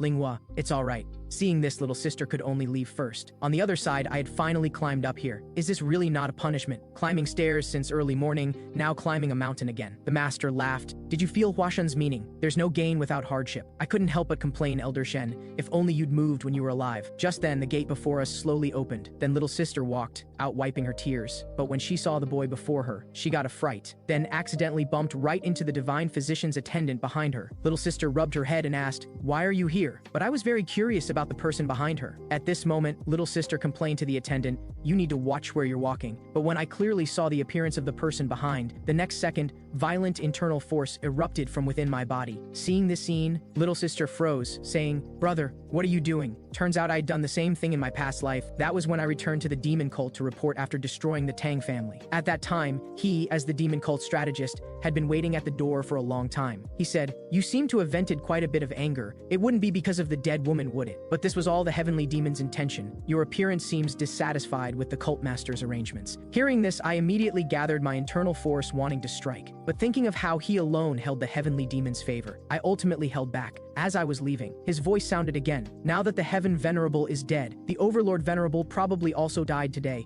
The Sword Sovereign became one-armed, and the heavenly demon also lost interest in him. So who do you think the remainder will be entrusted to?" Thinking of this, I immediately stepped forward and grabbed his neck. At the same time, several auras within my body were violently colliding as I gradually lost my reason. The next second, a large hand suddenly covered my eyes. The person was precisely Huashan's master. He said, "Young Master Chu, have a good sleep." Before long, hearing the sound of the door opening, the divine physician looked outside and saw Huashan's master smiling as he said, "Divine physician, there happens to be a patient here." Soon after I woke up, the master began making introductions. "This is the world-renowned divine physician, the strongest healer of this era. This is Huashan's Plum Blossom Sword matriarch, and beside her is the Plum Blossom Sword matriarch's disciple, your sister. And the one you almost strangled to death is the divine physician's grandson, also his disciple, Zhu He. So why did you try to strangle his neck?" Hearing this, my heart jumped in shock. This was bad. Actually, speaking honestly, after seeing this guy, my memories started becoming blurry. But in this situation, even if I said it,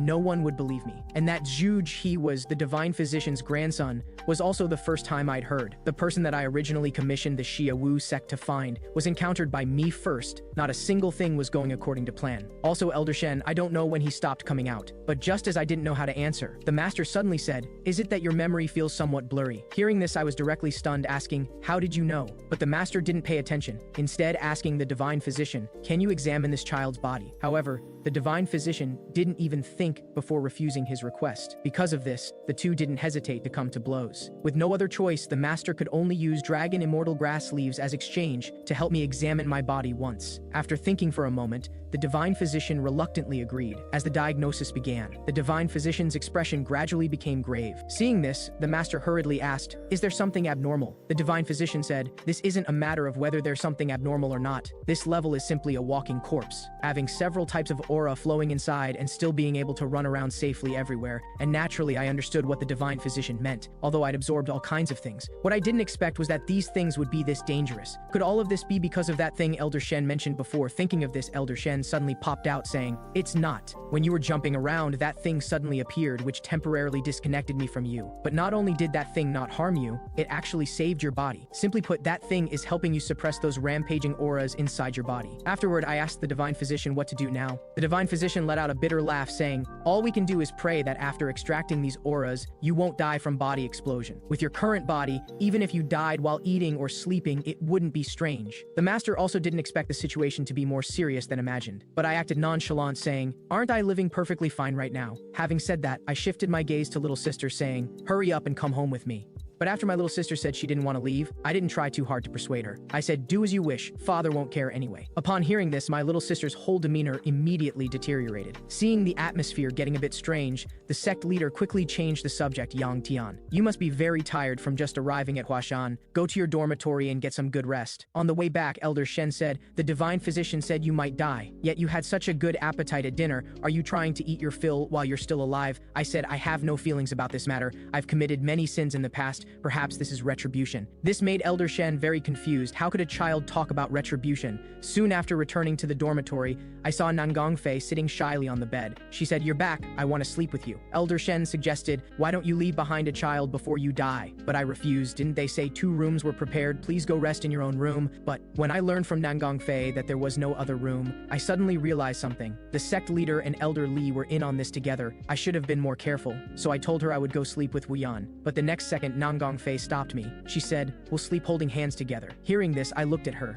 She looked back at me. Then I couldn't help but burst out laughing. I said, regardless, I hope you have a pleasant evening tonight. Seeing this, Nangang Fei took my hand again and placed it on her face. She said, sleep with me tonight. On the other side, swordmaster Wei Xue'er found the Huashan sect leader. The Huashan sect leader heard that both Shaolin and Wudong were looking for the swordmaster, and the swordmaster was looking for the divine physician. But the Huashan sect leader didn't understand. Didn't you already find the divine physician? The swordmaster nodded slightly. He said, I sense the massive barrier you set up on Huashan to protect the divine physician, but out of courtesy I still want to ask in advance if I can go see the divine physician. The sect leader said, the divine physician is currently taking care of other people even if you see him. The situation you want may not necessarily happen, but if you do as I say, the result might be different. The next day, I lay in bed with huge dark circles under my eyes. Elder Shen looked full of regret. Nothing happened last night after all. I snorted coldly in response. Don't start saying these strange things first thing in the morning. I'm exhausted. Elder Shen said, but didn't you end up sleeping together anyway? To this, I felt helpless. Yesterday she even used her internal energy and acted like she would destroy everything if I didn't comply. What else could I do? It turned out that Tang Shaoli and Nangang Fei had once discussed how to have babies. Nangang Fei believed that as long as they slept holding hands, a few months later a crane would deliver a baby. Elder Shen laughed heartily and said, at least that maid didn't see this scene. I said it probably wouldn't matter even if she did see it, but thinking carefully, Nangang Fei was indeed particularly noisy when I was with her. In that case, she absolutely couldn't be allowed to find out. Thinking this, I suddenly felt a chill down my spine, and when I turned to look, I found Wei Xue'er staring at me with a serious expression, and hearing the commotion, Nangang Fei also woke up, but after both of them saw each other clearly, Wei Xue'er directly said, sister is too shameless. Then her eyes welled up with tears as she lowered her head and said, I also want to sleep with young master. Nangang Fei said, then let's sleep together. Hearing this, I was immediately shocked. This was simply absurd. But Wei Xue'er didn't care about any of that. She jumped directly onto the bed, saying, great, Xue'er can also sleep together. This is wonderful. Just then, Huashan disciple Yingfeng slowly pulled open the door, but when he saw the scene inside, he was completely stunned. Then he left with just one sentence, the sect leader is looking for you, and then ran off. Seeing this, Elder Shen indicated, I needn't worry, there wouldn't be any idle gossip on Huashan. However,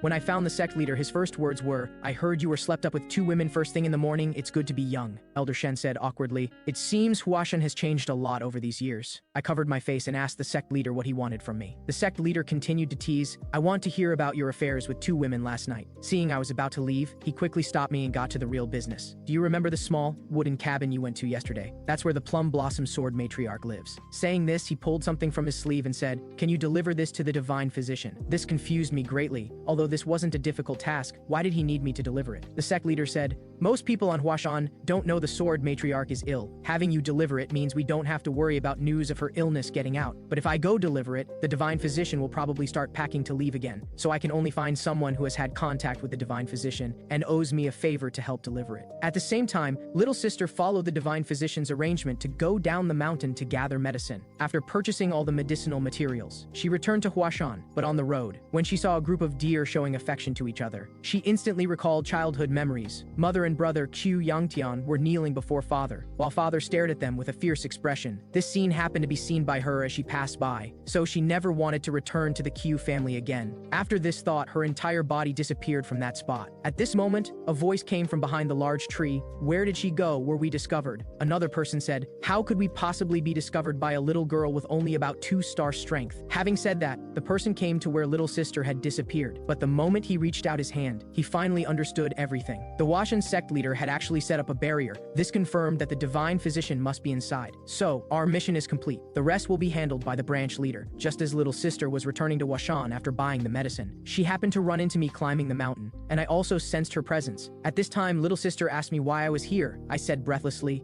the sect leader asked me to help deliver something, so I came. Little sister responded coldly, then don't just stand there, hurry up. I said helplessly that I didn't want to be this way either. This made little sister suddenly recall the divine physician's words. With your current body, it wouldn't be strange if you suddenly died even while bathing or eating. So she immediately said, give me what you need to deliver. I'll help you deliver it. Hearing this, I was stunned and asked, are you worried about me? Little sister denied it inconsistently. How could I possibly worry about you? I just think you're too slow. I said irritably, what's there to complain about? I'll just walk faster. Looking at my weary back, little sister was about to ask about my physical condition, but I interrupted. Have you seen the divine physician's grandson do anything strange, like talking to himself? After getting little sister's denial, I also felt relieved. Just then, Elder Shen suddenly appeared and said, I don't think she seems like a bad sister, but why is the relationship between you siblings so tense? And I myself didn't know why it had become like this. Elder Shen continued to press, don't you care about this? I'm not saying I don't care, but given my current physical condition, I just don't want to think about it right now. This made Elder Shen very confused. After all, this is family. Only then did I realize Elder Shen was actually talking about little sister. I thought he was talking about the divine physician's grandson. If it's her, then it doesn't matter, because I never cared about her from the beginning. Moments later,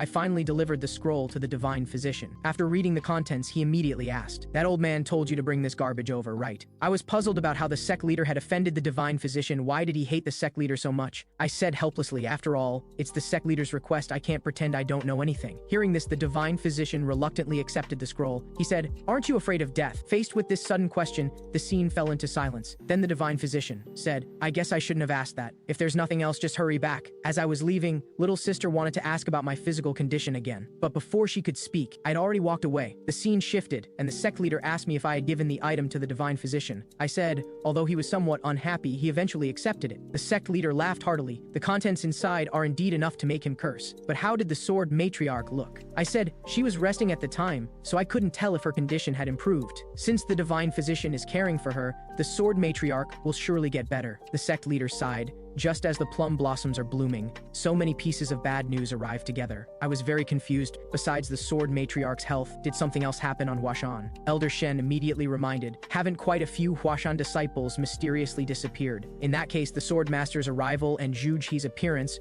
should also be included in the bad news. Even if just one of these things got out, it would be a major incident. But all these things are tangled together. At the same time, the masked person also brought news of the divine physician back to the cave. The leader who learned the news was very pleased. So you saw the divine physician, the subordinate said fearfully. We didn't see the divine physician with our own eyes, but the plum blossom immortal set up a huge barrier. The divine physician must be there. Hearing this, the leader sighed deeply. He said, so basically you have no concrete intelligence. You dare to come back so brazenly with such useless information. With that, he directly cut off the man's arm with one slash. The subordinate endured the pain and expressed his apology. He said, I'm very sorry, branch leader sir, this is all my fault. The leader smiled, I'm in a good mood today, I'll spare you. We need to make some preparations anyway. In 3 days, go inside the barrier and see if the divine physician is there. If he is, bring him back. If not, prepare to be buried with him. Time came to evening. Elder Shen said, it's rare to see someone as busy as you every day, but I just woke up, delivered a scroll, then chatted with the sect leader for a while, and the day was over. At this time, Elder Shen asked, everything's done, aren't you going home yet? I thought about it. My sister said she didn't want to go home, and the plum blossom smoke crystal was successfully delivered. It was time to go back. Just then, a shout suddenly came from behind. I saw Wei Xue'er joyfully rushing toward me. After dodging, I immediately asked, what do you want so late at night? Wei Xue'er quickly reminded, aren't we supposed to sleep together tonight? Seeing this, I immediately said, does your grandfather know you're acting like this? Wei Xue'er smiled and said, it's fine, grandfather already left. I don't know where he went, and I don't know when he'll be back. Hearing this, I felt helpless. But for now, I could only wait for the swordmaster to return. Elder Shen said, the world really has changed. It doesn't matter if a servant disappears without a trace. Soon, after returning to the room, the scene before me left me dumbfounded again. Wei Xue'er directly crawled into the blanket. She said, young master, come quickly. Let's sleep together. Seeing this situation, I turned to leave without thinking, but the next second Nengong Fei chased after me. With no choice, I ultimately lay obediently on the bed. But after being slapped hard by Wei Xue'er, I couldn't help but curse inwardly. The next day, I sought help from Elder Shen with huge dark circles under my eyes. However, Elder Shen said, you don't know how lucky you are. Just get up if you want to get up. I said helplessly. I was held too tightly. What could I do? If someone sees this scene again, there will definitely be big trouble. As soon as I finished speaking, little sister directly pushed the door open. After seeing this scene, she was first stunned, then showed a disgusted expression. She said, I'll wait for you outside. At this moment, my mind was already in turmoil. Earlier, Yingfeng also came in without permission. Is this Huashan's etiquette? But right now, the most important thing was to figure out how to get up. So I first gently tickled Wei Xue'er with my finger and told her there was a bug crawling on her body. Hearing this, Wei Xue'er woke up suddenly. Then I flicked Nongong Fei's forehead hard. Just like that, I finally regained control of my body. Soon after getting ready, I went outside to meet little sister. Little sister said directly, Master wants to see you. If I had known you were sleeping with 2 women in your arms, I would have come later. I said, so you came all this way just to tell me this? Little sister said, you're thinking too much. I just came for the flower festival battle. I've said what I needed to say. Go back and continue playing with those ugly women. At this point, her eyes suddenly widened. It turned out Nongong Fei and Wei Xue'er had come out. and their beauty shocked little sister. At this time, both asked in unison, "Who is this person?" Little sister said angrily, "You don't need to know." With that, she turned and left directly. At this moment, Nanggongfei leaned on my shoulder and asked, "What's wrong with her?" After little sister told me the news about participating in the flower festival battle, she came alone to an empty space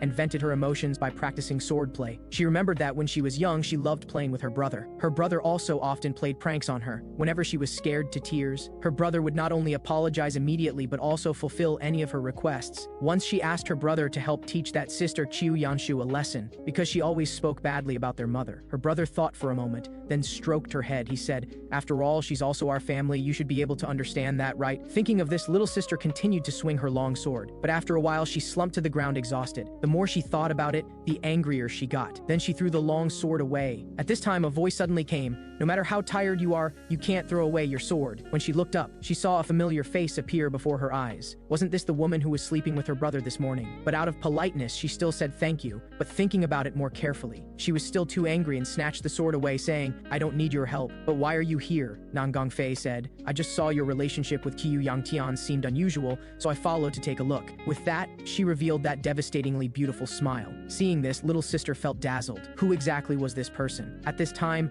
Nanggongfei spoke again, interrupting her thoughts. "You need to reduce your strength a bit more. The way you were practicing just now consumed too much stamina." This made little sister very resentful. As expected, this woman was like all the others. She immediately questioned, "You're so beautiful. You don't look like someone who's ever held a sword. People who know nothing shouldn't try to boss others around." Nanggongfei thought for a moment. She said, "How about we have a match?" Little sister accepted her proposal, but she didn't understand. What kind of match was it without even drawing the sword? Nanggongfei said, "This is enough." Hearing this, little sister was immediately furious. Then she raised her sword and launched an attack. But no matter how hard little sister tried, Nanggongfei could easily deflect it, while also reminding her to reduce her strength. Saying this, she personally demonstrated. As a result, with just one move, the match was decided. Little sister, full of unwillingness, suddenly asked, "What's your relationship with him? You're so powerful. Why would you stay with someone so lazy, who doesn't work hard, has a terrible personality, and is ugly?" Hearing this, Nanggongfei immediately retorted, "He's not ugly." Then a thunderous power rose from her palms, saying, "Talking nonsense will get you punished." With that, a huge sword shadow attacked little sister. At the critical moment, I arrived in time and blocked this fatal blow for little sister. Afterwards, I questioned Nanggongfei sharply about what she was doing. Nanggongfei said, "This person said you were ugly." But I didn't care, saying, "So what, are you bullying her?" This instantly brought a trace of anger to Nanggongfei's face. She said,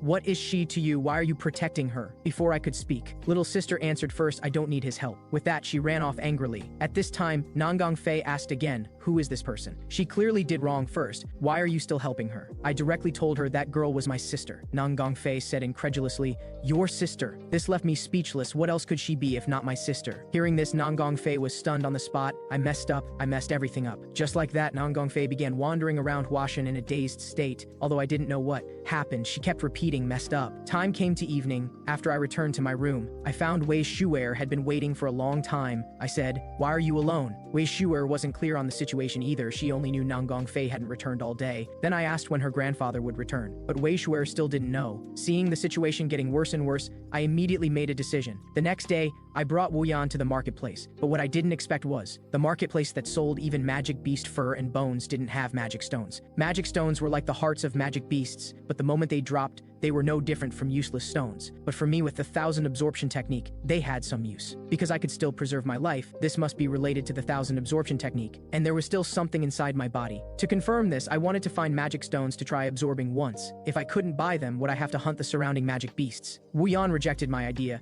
because recently magic beasts in the vicinity were rapidly decreasing. Although it wasn't clear what happened, with Wu Yan's intelligence, this trip wasn't in vain. I said, "In that case, let's go back today. Xue'er must have prepared a delicious dinner for us." But when we returned, Wu Yan and I observed for a long time but couldn't figure out what this thing was. Wei Xue'er said proudly, "It's grilled fish, please young master have a taste." Just like that, having seen enough to be full, we directly fled the room. Then I told Wu Yan to go back first, I had something to do. After successfully getting rid of Wu Yan, I came to a dense forest. But I discovered Nanggongfei was patiently instructing little sister in swordplay. They were fighting to the death yesterday, now how could they act like nothing happened? Little sister raised her sword and said, "I was angry at you, not at sister." But sister not only wasn't angry, she even took the initiative to apologize to me. Hearing this, I let out a long sigh. Women's hearts really were unfathomable. Then I waved my hand and left this place. Then Nanggongfei suggested, "It's getting late, let's go back together." Hearing this, little sister fell silent. Nanggongfei didn't know what she was thinking either. At this time I said, If we don't hurry back, Wei Xue'er might die. Hearing this, Nangong Fei had to leave first. Only little sister remained alone in place, looking at her right hand full of scars. She suddenly recalled childhood scenes. Brother suddenly changed into a different person. He didn't want her following him, didn't want her calling him brother. He told her it would be best if she just shut up and lived quietly. Thinking of this, she swung the long sword in her hand again. Could it be because of her? This year's plum blossoms must bloom too. The next day, little sister bought a skewer of grilled meat at the marketplace. This made a child nearby drool. Little sister opened her mouth to eat. If it was good, she planned to bring some back for her master. Previously, when bringing food to her master, she discovered her master was now too ill to eat. Thinking of this, little sister didn't want to eat anymore. In the end, she still gave the meat skewer to the child, then ran wildly up the mountain. I want to stay with master forever. There were many things she wanted to tell master about the match with sister Nangong Fei, learning to listen to others' advice for the first time, and also Chu Yangtian. Thinking of this, she was suddenly knocked down by someone. It turned out someone had launched a surprise attack on her. Fortunately, Nangong Fei appeared in time to save her. The attacking man smiled. Where did such beauties come from? And there are two of them. Little sister came to her senses and directly asked his name. The man called himself Wei Xue'er and advised them to surrender obediently, otherwise it would be bad if their faces got hurt. Hearing this, little sister immediately drew her sword ready to fight. Nangong Fei stopped her. Wake up. You can't help at all right now. I'll hold him off here. You hurry back and notify everyone. Seeing the situation, Wei Xue'er said lecherously, Beauty, you better think carefully. But little sister was still somewhat worried. But after Nangong Fei said run again, she charged forward with thunderous momentum. At the same time, Wei Xue'er looked at me daydreaming and asked, what are you thinking about? I said I wasn't thinking about anything, just walking around. Wei Xue'er suggested coming along, but I refused because the divine physician's location couldn't be known by more people, so I could only propose buying her meat skewers as a condition. As expected, Wei Xue'er immediately urged me to go and come back quickly, while also reminding me she liked the ones with lots of meat. Just like that, after avoiding Wei Xue'er, Elder Shen complained, you're so ugly. Why do Nangong Fei and Wei Xue'er like sticking to you so much? I retorted directly, speaking of looks, you're not much better. While bickering, I suddenly noticed little sister rushing over. Little sister threw herself at me saying, brother, this is bad. Sister Nangong Fei is in danger. Hearing this, my eyes immediately turned ice cold. And on the other side, the battle between Nangong Fei and Wei Xue'er had also entered its climax. At this time, Wei Xue'er suddenly remembered he came to find the divine physician. What was he doing entangled with her now? So he increased his strength again, wanting to finish quickly. After several more rounds of fighting, Nangong Fei clearly fell into a disadvantage, so she had to use her ultimate move in a desperate gamble. And Wei Xue'er recognized this at a glance as the Nangong family's Emperor Sword formation. This was the first time seeing it since the Great War, but this girl's execution was still too weak and also very slow, so he just slightly moved aside and easily dodged it. But soon he realized something was wrong. It turned out the next strike was the real move. But even so, Wei Xue'er still blocked it. Wei Xue'er was very puzzled in his heart. What was Huashan hiding? Why had both the Q family and Nangong family come to Huashan? But now wasn't the time to think about these things. He said, Beauty, your internal energy seems almost gone. I've already sealed your acupoints. Just stay here obediently. When I'm done, I'll come back and take good care of you. With that, he raised his blade and left, preparing to split open the barrier. Nangong Fei was very unwilling. If she was captured, she would only become a plaything, and she would definitely never see Qiu Yangtian again. Would she have to return to that world full of sin? But just as she was about to forcibly unseal her acupoints, a voice suddenly stopped her. She looked in the direction of the voice and discovered a familiar figure. I said, you wouldn't listen even if I told you to run, so just stay here. Leave the rest to me. Because in the war of the past life, Nangong Fei died to save me. At that time, I couldn't understand her decision at all, but at this moment, I finally understood. After a life full of regret ended, in another world, there probably wouldn't be anyone to greet me. I could only wait for the ending in unforgivable sins, but I didn't know if it was fate or chance. I had a second opportunity. This suddenly gave me a hope I didn't know if I should have. Perhaps in this life I could make up for all the regrets. But what if this life wasn't an opportunity, but entering hell again? Was it another punishment for my sins? But no matter what, I absolutely couldn't let the same thing happen twice. With this thought, red and black energy began to gather in my body. In an instant, my body was wrapped in violent flames. And on the other side, Wei Xue'er was still struggling to break the barrier. But just as he was about to succeed, he suddenly felt a chill. When he turned to look, he saw a man already arriving before him with fierce momentum. He wanted to dodge, but it was too late. The next second, a heavy punch struck directly at his chest. The powerful force even produced a violent explosion. When the smoke cleared, based on the scene,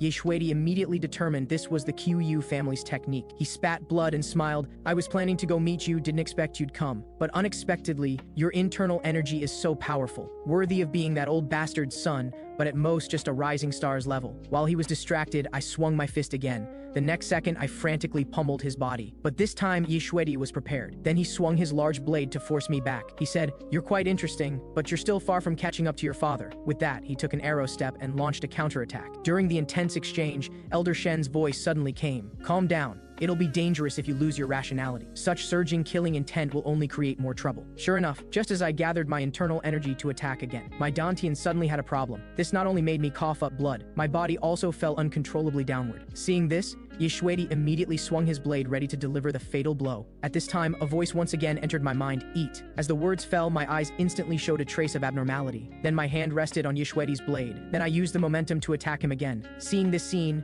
Wei Xue'er hastily swung his blade in response, but the result was, he cut through empty air. This made him doubt himself. Was he really a rising star? There was no one like this in the Night Palace. While distracted, I once again seized the opportunity to reach his front. The next second, I used all my strength to strike his abdomen. At the same time, violent flames directly penetrated his body. Seeing the outcome was decided, but my eyes remained sharp. After defeating Wei Xue'er, my fists kept falling on his corpse. Seeing this scene, Nangong Fei was about to stop me, but the next second a nauseating stench came. This was the first time smelling such a strong odor. The enemy was clearly already dead, why wasn't he stopping? No, if even Q Yangtian becomes like this. Thinking this, she slowly stood up, then hugged Q Yangtian from behind saying, "That's enough, you can stop now, he's already dead." Hearing this, I immediately stopped what I was doing. My pupils also returned from purple to normal, then I collapsed into Nangong Fei's arms. At the same time, at the Night Palace branch, the branch leader's prolonged absence made everyone worried, but the group didn't plan to act on their own, but followed the plan to wait for the branch leader to return, then attack Huashan together. Just then,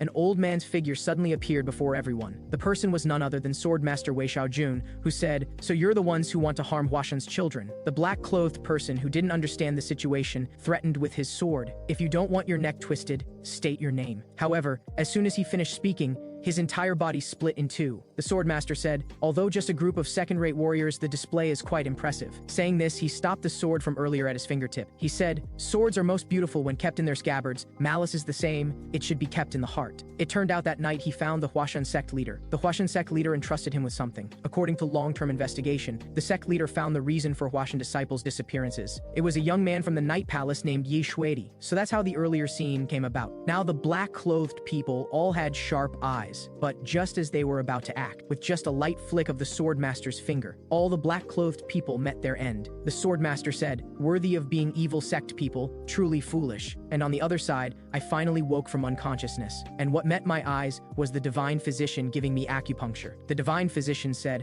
I had been unconscious for 2 days and reminded me not to move. Hearing this, I was astonished. I actually slept that long, but smoke was coming from my mouth. Had I already reached the realm of ascension? The divine physician said, "That's from burning sun-moon fungus. You still have the heart to joke, which means your body has recovered." Saying this, he removed the needles from my body one by one. The divine physician said, "I told you before not to easily condense your chi. If you abuse it, you might die." But this time, although you used a large amount of internal energy, that chi was surprisingly calm. However, I didn't care about this at all. What I really cared about was Nangong Fei and my sister's situation. The divine physician said, "No need to worry, they've already fully recovered." The scene shifted after everything returned to normal. I stood alone looking out the window deep in thought. In this life's first unwilling killing, and also, I clearly heard someone say, "Eat." There were still too many things to understand in this life. So now let me first confirm if my internal energy has calmed down. My bloodline was indeed still in a solidified state, but after all, this was a body in its growth period. Recovery was indeed fast. Just then, I suddenly thought of something. Wait, could this be demonic energy? At the same time, at Night Palace headquarters, a man asked who was responsible for the completely annihilated province of Branch. Learning it was Wei Xue'er, the man wondered. Although Wei Xue'er hadn't reached the transformation realm, he was already a mature supreme expert.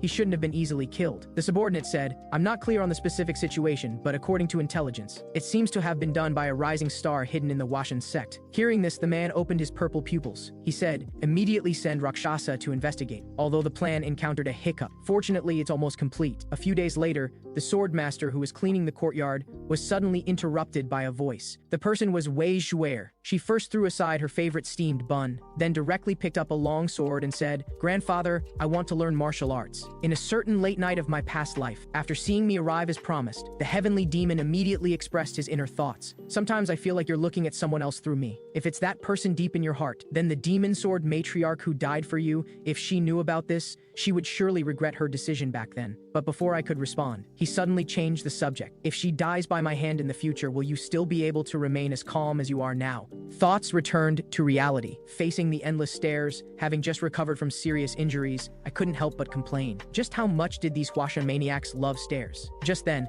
I suddenly recalled my conversation with the Huashan sect leader a few days ago. The sect leader said, "I'm truly sorry for getting you involved in such matters. However, compared to these things, what I cared more about was whether the Flower Festival battle could proceed smoothly." And after learning from the sect leader that the Flower Festival battle was postponed for certain reasons, I guessed to actually postpone one of Huashan's few major events. Could it be because of the missing Huashan disciples? Just like that, as the meeting was about to end, the sect leader suddenly said, "Someone has been waiting for you for a long time, hurry and go see them." But when I arrived at the location the sect leader mentioned, I couldn't see that person anywhere. In my confusion, little sister was suddenly pushed out from behind the door. This was really too awkward. She could only steel herself and walk up to me. She asked, "Are you feeling better?" And after I said I didn't hear clearly, she raised her voice and said thank you, then fled the scene without looking back. But just as I was complaining about what was wrong with her, Nangong Fei suddenly appeared before me. She said, "It seems she was shy, too embarrassed to say thank you." Speechless, my gaze was suddenly drawn to her injured right arm, but thinking that all of this was a consequence I had caused, I awkwardly expressed my gratitude to her. Hearing this, Nangong Fei's face instantly turned bright red. Then she fled the scene without looking back. Thinking of this, I finally arrived at the Sword Matriarch's residence. But just as I was catching my breath, Zhu Ji's figure suddenly appeared before me. This made my expression immediately become serious. Why would he appear here? Could he be here to check on the Sword Matriarch's condition on behalf of the Divine Physician? Although I didn't know what conspiracy might be involved, I had to remain vigilant at all times now. Soon after meeting the Sword Matriarch, she first expressed her gratitude. "I heard that because of Huashan you were involved in some unpleasant matters, and you also saved Linghua. I didn't expect you to be such a reliable brother." However, looking at the Sword Matriarch's kind and amiable appearance, cold sweat inadvertently formed on my forehead, because I actually sensed demonic energy from her, and it was demonic energy as pure as the heavenly demons. Why would she have such a thing on her had she already met the heavenly demon? Demonic energy couldn't be resisted just through endurance. She endured that thing for so long. But before I could finish thinking, the Sword Matriarch suddenly gently placed her hand on the back of mine. But the next second, I sensed something was wrong. Then I hastily withdrew my hand in panic. The 1000 absorption technique could actually absorb the demonic energy inside a person's body. In my shock, the Divine Physician's voice suddenly reached my ears. "What are you doing?" At the same time, Qiu Linghua was training hard somewhere on Huashan, and thinking about her earlier escape behavior, she instantly fell into self-blame. This shouldn't be what a martial artist should look like according to Master. At that time, she not only abandoned a martial artist's pride and sense of responsibility, but even discarded the most basic righteousness. Just then, a voice suddenly interrupted her thoughts. "Master Qiu, don't push yourself too hard. Moisten your throat first before continuing." Looking at Huashan's youngest plum blossom swordmaster in history, Yingfeng, Qiu Linghua's heart was filled with mixed feelings. If it were him, he probably wouldn't have fled like she did. Thinking this, she fell into memories again. If it weren't for your brother, this matter would have truly become troublesome. Although I knew he had a complex aura about him, even the Nangong family's child couldn't handle. Your brother actually defeated a demon person. Qiu Linghua didn't understand why that lazy person could walk so fast on the path of martial arts. If she kept acting spoiled around Master, how could she ever amount to anything? Thinking this, she immediately perked up, after refusing Yingfeng's kindness, as she rushed to where Master was. She also recalled words Master had once said: "No matter what kind of martial path you walk, whether it's pain or sorrow,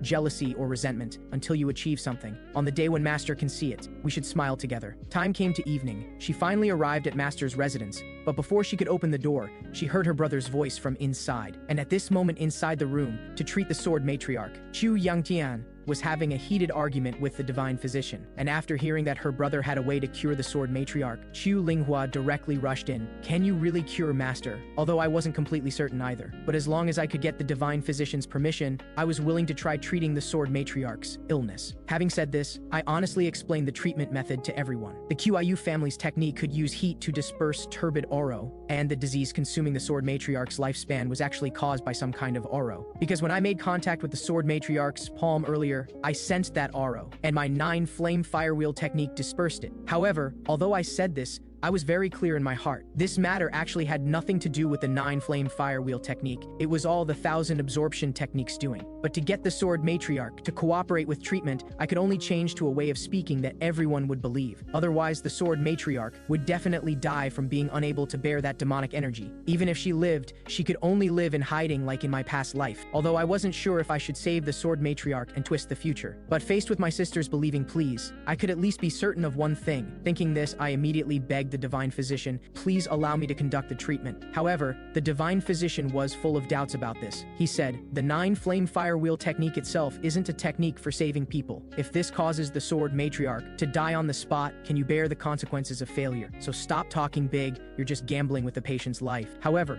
just as I was about to say something, the sword matriarch suddenly spoke first. I can't stand continuing like this anyway. Why not let this child try? And just as he said, I did indeed feel some change at that time. So I think it's completely worth trying. It doesn't matter even if it fails, because I don't have much time left anyway. With things at this point, the divine physician could only agree to my request in the end. Looking at these hands that had taken countless lives in my past life, I couldn't help but smile bitterly inside. I never imagined these hands could now save people. Besides that, I also felt a kind of heaviness for the first time. Could this be the sense of responsibility the divine physician spoke of? Thinking this, I immediately gathered all my internal energy to both hands, then pressed them on the sword matriarch's back. What I didn't expect was, the sword matriarch's body was actually bearing so much demonic energy. This made me doubt myself. Could I really withstand absorbing all of this? But thinking more carefully, my eyes instantly filled with determination again. That's right, this was the karmic retribution I should bear. So I immediately activated the 1000 absorption technique. As the demonic energy wrapped around the sword matriarch slowly decreased, she opened her eyes and gradually drew the long sword in her hand. But just then, a voice suddenly entered my mind. This time seems a bit different. It's simply too delicious. However, as soon as the words fell, I immediately lost consciousness. The scene shifted under the guidance of Wei Xue'er from the past life. Wei Xue'er was practicing swordplay with decent form. Wei Xue'er from the past life said with relief, compared to the first time, this is much better. It turned out that after she told grandfather she wanted to learn martial arts, she received a thorough scolding from him. But just as she was feeling sad, a voice suddenly sounded in her ear. I'll teach you swordplay. Now getting her wish fulfilled, Wei Xue'er was very happy. Although I'm afraid sister will take over my body, compared to grandfather, I still like you more. Just then, grandfather's angry rebuke suddenly came. Didn't I tell you not to touch swords? Seeing this, Wei Xue'er hastily hid the sword behind her back and said, just this once. At the same time, I finally woke up, but my body still had an uncomfortable feeling. It seemed that demonic energy had been completely absorbed. Then after discovering the room was empty, I immediately became concerned about the sword matriarch's physical condition. But when I saw the scene outside, I immediately showed a look of surprise. I saw the sword matriarch's figure actually dancing gracefully in the air, and Qiu Linghua on the ground shed tears of joy at this sight. As the sword matriarch stomped hard and broke through the clouds, I opened my eyes wide in disbelief again.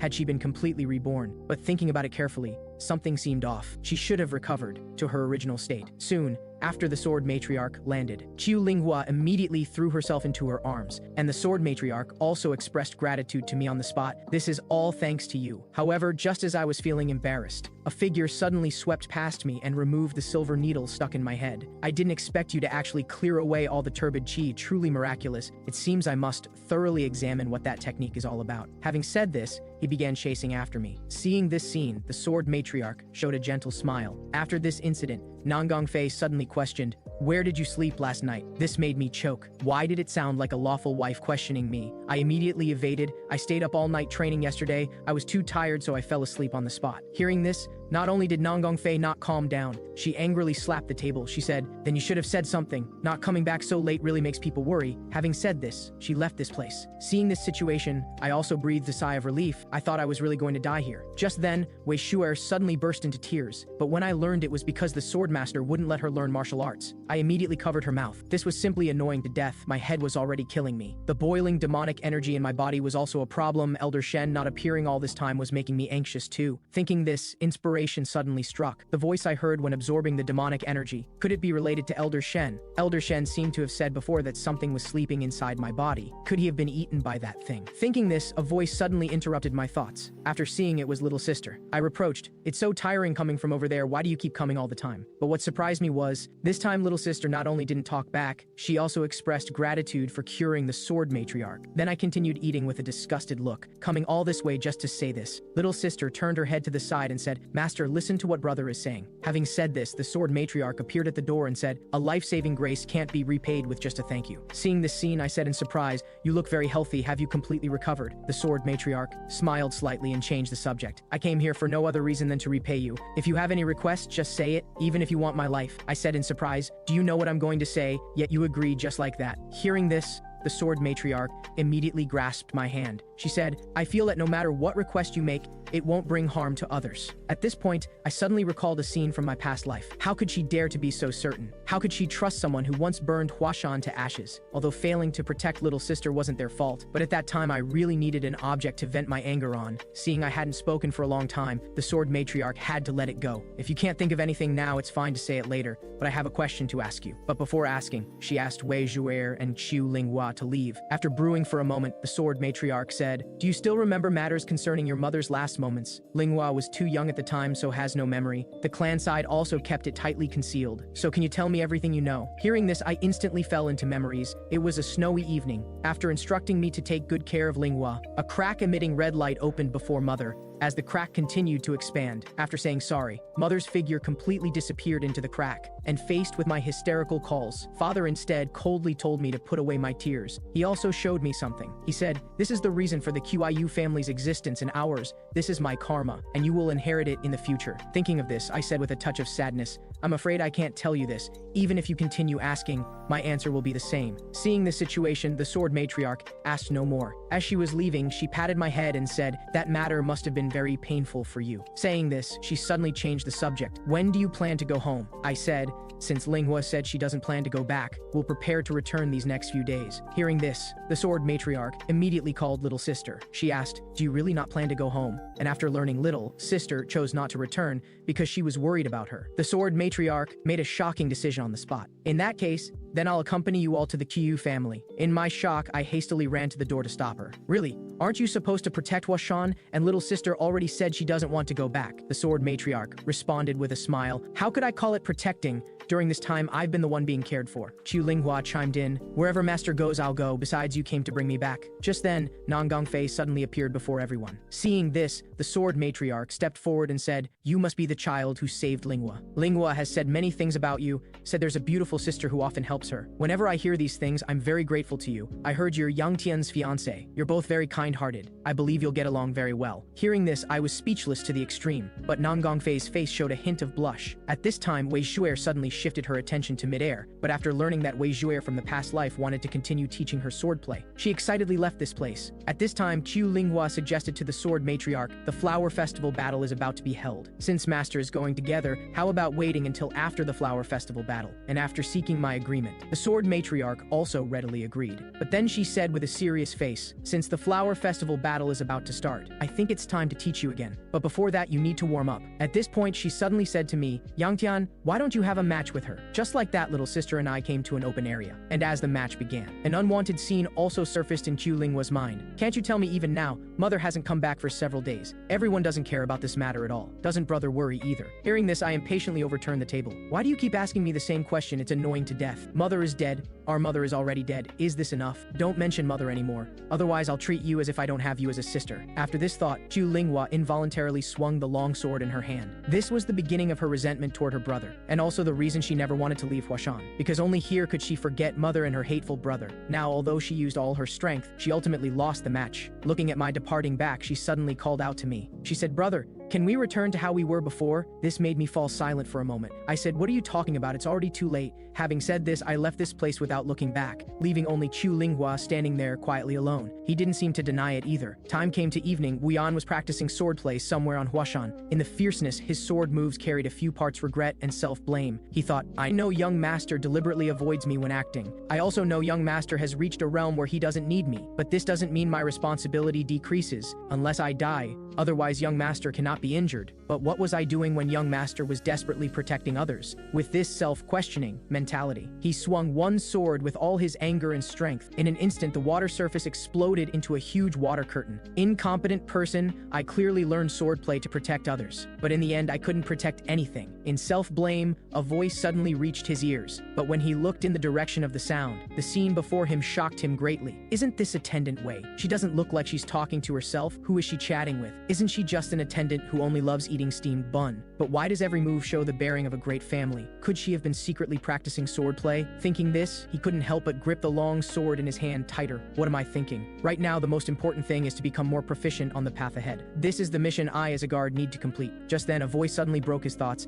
Is this enough? It was Wei Xue'er who had appeared behind him at some point. In his shock, Wei Xue'er gently pointed her finger at his chest. In an instant, golden internal energy suddenly flashed. Looking at Wuyan's confused expression, Wei Xue'er said, "Practice Practicing swordplay can't be too rigid, occasionally you need to break through. Just like that, after some unknown time had passed. Coming back to his senses, Wu Yan was about to ask something, but found Wei Xue'er had already disappeared. At the same time, due to the flower festival battle about to commence, the night market at the foot of Huashan was especially lively. Looking at the plum blossoms constantly rising in the sky, I couldn't help but complain. I didn't expect to have to stay here until the flower festival battle starts. But since it's already decided, might as well rest well for a few more days. To this, Nangongfei first nodded, then leaned on my shoulder and fell asleep. At this moment in a room somewhere on Huashan, the divine physician talking with the swordmaster showed a troubled expression. He said, "I know what you want, but do you think I can do it? Although people call me a divine physician, I'm not really a god." The swordmaster naturally understood this. He said, "But is there really no way?" The divine physician let out a long sigh. He said, "Casually changing a person's aura is already extremely difficult, let alone that special child. Everyone has a vessel inside their body,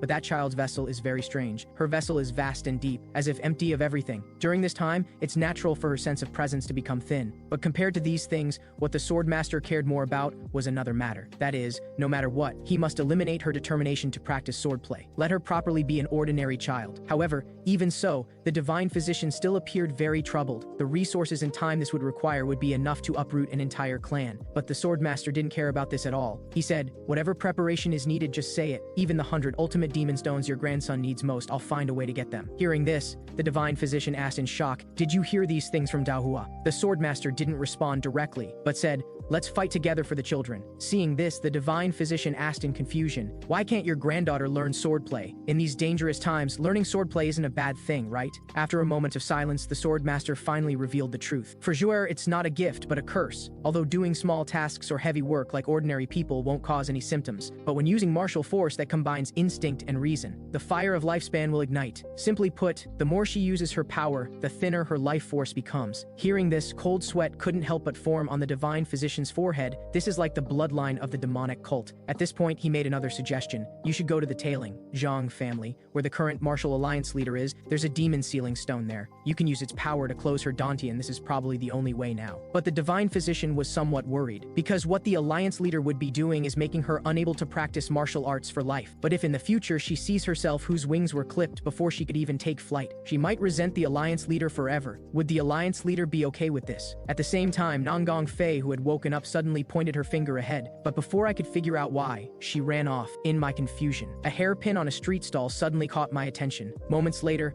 Wei Xue'er finally returned to the residence. Just then, a voice suddenly startled her. "Where have you been running off to all day? I was planning to go to the market together." Hearing this, Wei Xue'er hastily lowered her head to apologize. But then she saw me passing her the hairpin, and this was precisely the butterfly hairpin I had seen earlier. I said, "Considering you work diligently, I'm giving you this hairpin." Saying this, I personally put the hairpin on her head. I said, "But if you don't like it, it's fine to take it off. It's not anything expensive anyway." Before I finished speaking, Wei Xue'er suddenly kissed me. She said, "Young master, thank you." This day, to watch the opening ceremony of the flower festival battle, we got up very early. But compared to Nangong Fei's in my half-asleep state, Wei Xue'er was full of energy. But soon she sensed something was wrong. She asked, "Young master, are you unwell? Why doesn't your complexion look good?" This made me recall last night's kiss scene. That definitely wasn't real. It was an illusion. Besides, even if it was real, I'm not a child anymore. Why should I care about such things? Moments later, we finally arrived at the destination, and people were full of anticipation for this flower festival battle. The sword dragon should participate this time, right? It seems he didn't participate last year. Who won last year? Just then, a voice suddenly came. It should have been Yinghao. The speaker was Yingfeng. Why would he appear here? Shouldn't he be busy preparing for the flower festival battle? Just then, Yingfeng also discovered my presence, so he hastily came forward and asked, "Is young Master Chu also here to watch the flower festival battle?" I said, "Yes, it should be the busiest time now. Is it really okay for you to be here?" Before Yingfeng could respond, complaints came from not far away. "It's about to start. Where has everyone run off to?" This made Yingfeng immediately feel awkward. Then he said, "There's still a while before the opening. Would you like me to show everyone the arena?"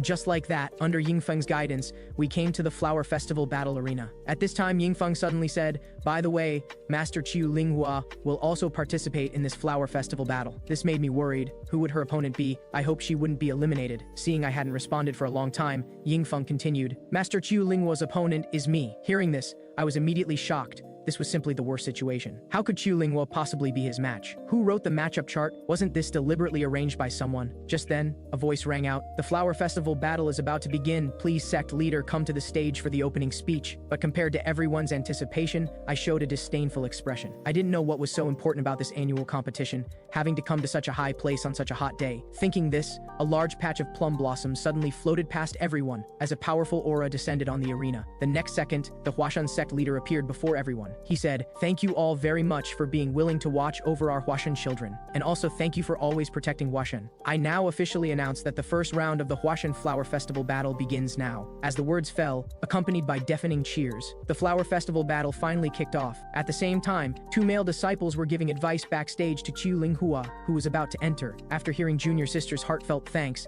the two instantly beamed with joy. They said, "Junior Sister Qiu, I have another ultimate killing technique here. Let me demonstrate it for you now." Just then, a voice suddenly called out Qiu Linghua's name. The two said through gritted teeth, "Where did this brat come from, daring to call Junior Sister by her full name?" To this, I smiled wickedly. "I'm her brother." After easily dealing with the two, I immediately stated my purpose for coming here. "I heard your opponent is Sword Dragon. If this was the Sword Matriarch's decision, I advise you to voluntarily withdraw. After all, he's Huashan's third-generation strongest disciple. The outcome is all too obvious." But when I heard this was Little Sister's own decision, in my shock, Little Sister continued, "Thank you for worrying about me, but I think if I continue to avoid battle, I've already owed everyone too much. I don't care about the outcome of this match, because this is the first time I'm not avoiding battle." At this moment on the arena, as another match ended, the host came on stage to announce the next match. The Gold Camp sent out the one called Huashan's #1 rising star, Sword Dragon Yingfeng. The Silver Camp sent out the Sword Matriarch's direct disciple, Qiu Linghua. I now announce the match officially begins. After Little Sister stepped onto the Flower Festival battle arena, she pondered a very troubling question. When exactly did I start disliking Brother? Was it that time Brother flew into a rage and overturned the table? But at first I was just angry at Brother, then became afraid of his angry appearance, thus continuously generating resentment, even beginning to hate the entire world. But after spending this time with Brother, she discovered that perhaps all of this wasn't trauma Brother left her, but rather weakness she had always shown. So she made up her mind, even if she didn't like the family and Brother, this time she wouldn't run away. Now, as the host announced the match's start, both sides instantly engaged in fierce battle, and the powerful strength Yingfeng displayed far exceeded Qiu Linghua's expectations. Worthy of being Huashan's sword dragon, his strength really couldn't be underestimated. Just like that, after several more rounds of fighting, although Qiu Linghua's swordplay was gorgeous and terrifyingly powerful, the fixed moves still let Yingfeng see through the flaws. After dodging to the side of one sword, he should have been able to win in one stroke, but he only knocked Qiu Linghua back several meters. He said, "Master Qiu, I'm very happy to see you're no longer confused. You must still have a trump card, so please display it fully in this flower festival battle." Hearing this, Little Sister immediately used her full power. Between the flashing sword lights, plum blossoms even began to fall. Seeing this scene, I showed a relieved smile. It seems she's grown quite a bit during this time. Like an unbridled wild horse, having seen what I wanted to see, that was enough. Just as she said, victory or defeat didn't matter. Thinking this, I left this place on the pretext of having urgent matters. Before long, I finally arrived at a hidden canyon. Right now, everyone's attention is on the flower festival battle. I need to take this chance to confirm. I must personally see the Night Palace branch Huashan discovered before the Martial Alliance interferes. After successfully entering the cave, traces of fighting inside immediately caught my attention. Did the remnants fight with the Huashan sect, but didn't Huashan only clean up their corpses? Why would those Night Palace people stay here? In my thoughts, a familiar demonic energy suddenly came. This immediately confirmed I hadn't found the wrong place. Based on past life experience, there was a secret chamber hidden here, and that secret chamber must be in a place where that chi could be very clearly sensed. Fortunately, hard work paid off. Through constant tapping, I finally found the hidden switch on the stone chair, and after seeing the situation inside the secret chamber clearly, I immediately broke out in a cold sweat, because besides the eerie sea of blood here, there were also many corpses that appeared to be Huashan martial artists. This made me wonder, why would those people do such cruel things? Thinking this, I suddenly shifted my gaze to the flower blooming in the center of the sea of blood. Could it be because of it? But what exactly is this thing? But soon I discovered something else was wrong. Then I pulled out a corpse lying in the sea of blood. There was actually a Martial Alliance disciple too, and it looked like he had just died. I immediately understood the Martial Alliance didn't not come to the flower festival battle, but they were all killed. But before I could finish thinking, a hidden weapon suddenly attacked from behind, but fortunately I reacted quickly and dodged this fatal blow with a sidestep. At this time, a voice rang out. "Not bad, it seems Wei Xue'er didn't lose unjustly. Slender build, red Taoist robe, 9-flame fire wheel technique. So, you must be Qiu Yangtian. You're one of my targets anyway, this saves me quite a bit of trouble." Hearing this, I immediately prepared for battle. I didn't expect the intelligence to spread so quickly. As tensions rose, the man in black suddenly made a suggestion. I didn't want to capture you, but why don't you just come with me obediently? I said, ridiculous, your sneak attack just now was clearly meant to kill me, wasn't it? Seeing his scheme exposed, the man in black immediately lost his patience. After introducing himself as Rakshasa, he charged at me with his sword. This made me wonder, why would he reveal his name? As I pondered, Rakshasa, who had already reached me, said, at least you should know who's killing you. Seeing this, I immediately deployed the 9 flame fire dragon technique to counter, but the quick reacting Rakshasa simply flashed behind me with one move. Seeing the situation, I looked troubled. If I wanted to escape, the entrance was too far away, and fighting head-on would put me at a disadvantage. After dodging several more attacks with full concentration, Rakshasa couldn't help but let out a mocking laugh. I can't believe Wei Xue'er died at the hands of a coward like you, what a waste. With that, he seized the opportunity and sent me flying with one strike. However, just as I fell into despair, a familiar voice suddenly rang out in my mind. Really now? I just woke up and you're already causing trouble. Get up, let's do this again. I recognized it as Elder Shen, and at the same time, Rakshasa began slowly approaching me. He said, this ends here. Being able to dodge my attacks already makes you a monster-level opponent. However, just as he was about to strike, as a sword light flashed, a massive curtain of blood suddenly rose from the ground. Shocked, a voice also suddenly reached Rakshasa's ears. I said, what did you just say? That one should know who he is dying to. Then please remember my name is Shen Jie. Facing such overwhelming pressure, Rakshasa was instantly panicked. He said, you're a swordsman? Wasn't it said that Qiu Yangtian only knew martial arts? Was the intelligence wrong? As he pondered, a sword light instantly swept past his head, and this strike perfectly revealed his true appearance. This made Rakshasa, who had lost face, instantly lose his rationality. He then launched a frenzied attack. Seeing this, Elder Shen's voice rang in my mind again. Although each move is deadly, once a person is consumed by anger, their heart becomes chaotic, and that anxiety will manifest in their sword. So a true master, even without using excessive internal force like you, can still shake heaven and earth. As his words fell, after involuntarily blocking one of Rakshasa's strikes, the next second, countless dazzling plum blossoms bloomed where the two swords met. As the plum blossoms gradually engulfed Rakshasa, I showed an expression of disbelief. Just then, Elder Shen's figure slowly manifested around me. He said, the same applies to martial arts. Don't you understand this? Someone who has reversed through time.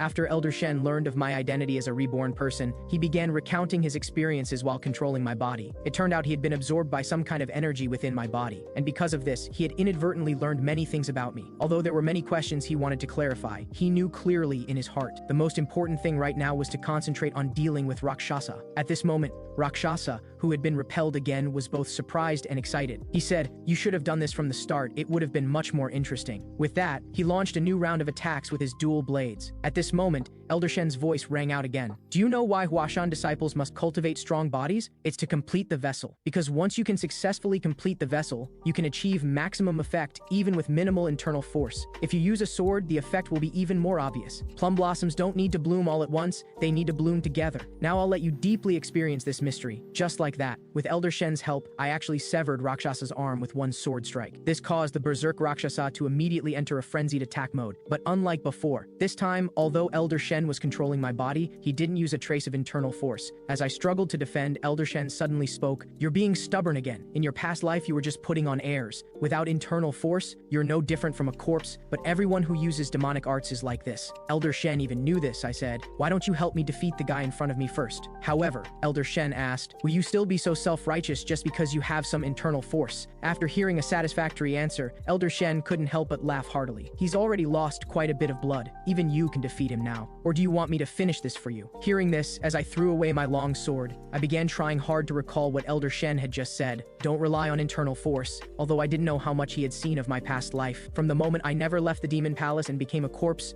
I knew clearly. Once a martial artist loses their rationality, death isn't far away. Thinking of this, I began infusing a bit of internal force into my left fist. Then, without hesitation, I struck Rakshasa's chest, and the result was no surprise. I actually achieved maximum effect with minimal internal force. Just like that, after easily finishing off Rakshasa who had lost his fighting capacity, a sharp pain suddenly came from within my body. This made me feel something was wrong. It was all thanks to the 1000 absorption technique. Internal force swept through my entire body like a storm. Even relaxing slightly could cause me to fall unconscious. Just then, Elder Shen's voice rang out again. I just taught you so much, and you still can't hold on. Hearing this, I suddenly woke up as if from a dream. Then I began searching for the feeling of when Elder Shen had controlled me, adjusting my breathing, preventing the internal force from erupting, condensing the rampaging internal force to a single point, then slowly guiding it. Just like that, after accidentally opening my middle dantian, as a fierce flame internal force burst forth from within my body. The tremendous change within made me open my eyes wide in disbelief. Had I reached the peak? Although this was a common growth moment, it was difficult to experience these things in my past life, due to laziness and poor comprehension. I stupidly forced this layer open with demonic chi,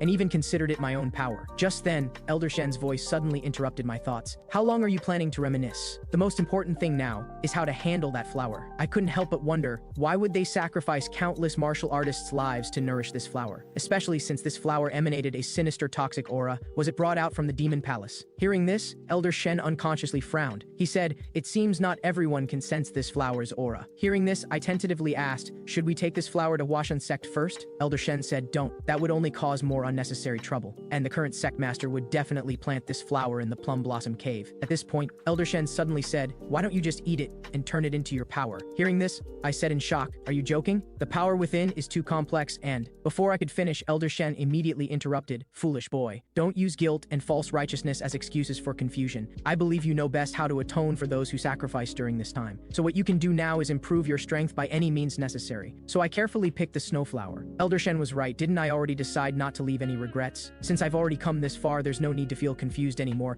so I didn't hesitate to eat the blood flower. However, as the blood flower slowly entered my body, the next second, a heart-wrenching pain swept through my entire body. Shocked, I also confirmed my thoughts. Internal energy, Dao Oro, and demonic Oro. One flower actually contains so many types of Oro, this definitely wasn't meant for ordinary martial artists to consume, so I immediately activated the 9 flame wheel technique. Watching the flame's color change, my expression froze. It actually broke through to 5-star. Just like that, after coming out of the cave, looking at the darkened sky, to avoid drawing attention, I unconsciously quickened my pace back. However, when I silently returned to my room, I found Nanggong Fei lying on the bed with sleepy eyes. Elder Shen said, it seems your relationship has progressed quite well while I was away. At this moment, Nanggong Fei said, why is there a smell of blood? Didn't you say you'd be right back? I quickly sniffed my sleeve. How did she smell it? I clearly evaporated the bloody smell with heat. As I wondered, Nanggong Fei said again, Linghua lost the flower festival battle, but she seemed very relaxed about it. That was the first time I saw her with that expression. However, before I could respond, Nanggong Fei immediately threw herself into my arms, after confirming the source of the bloody smell again. She slowly closed her eyes and said, I'll let today's matter go. Just let me hold you like this for a while. Elder Shen couldn't help but spit, saying, what a lecher. Meanwhile, 2 people from the Martial Arts Alliance finally found the cave. After seeing clearly the corpse lying on the ground,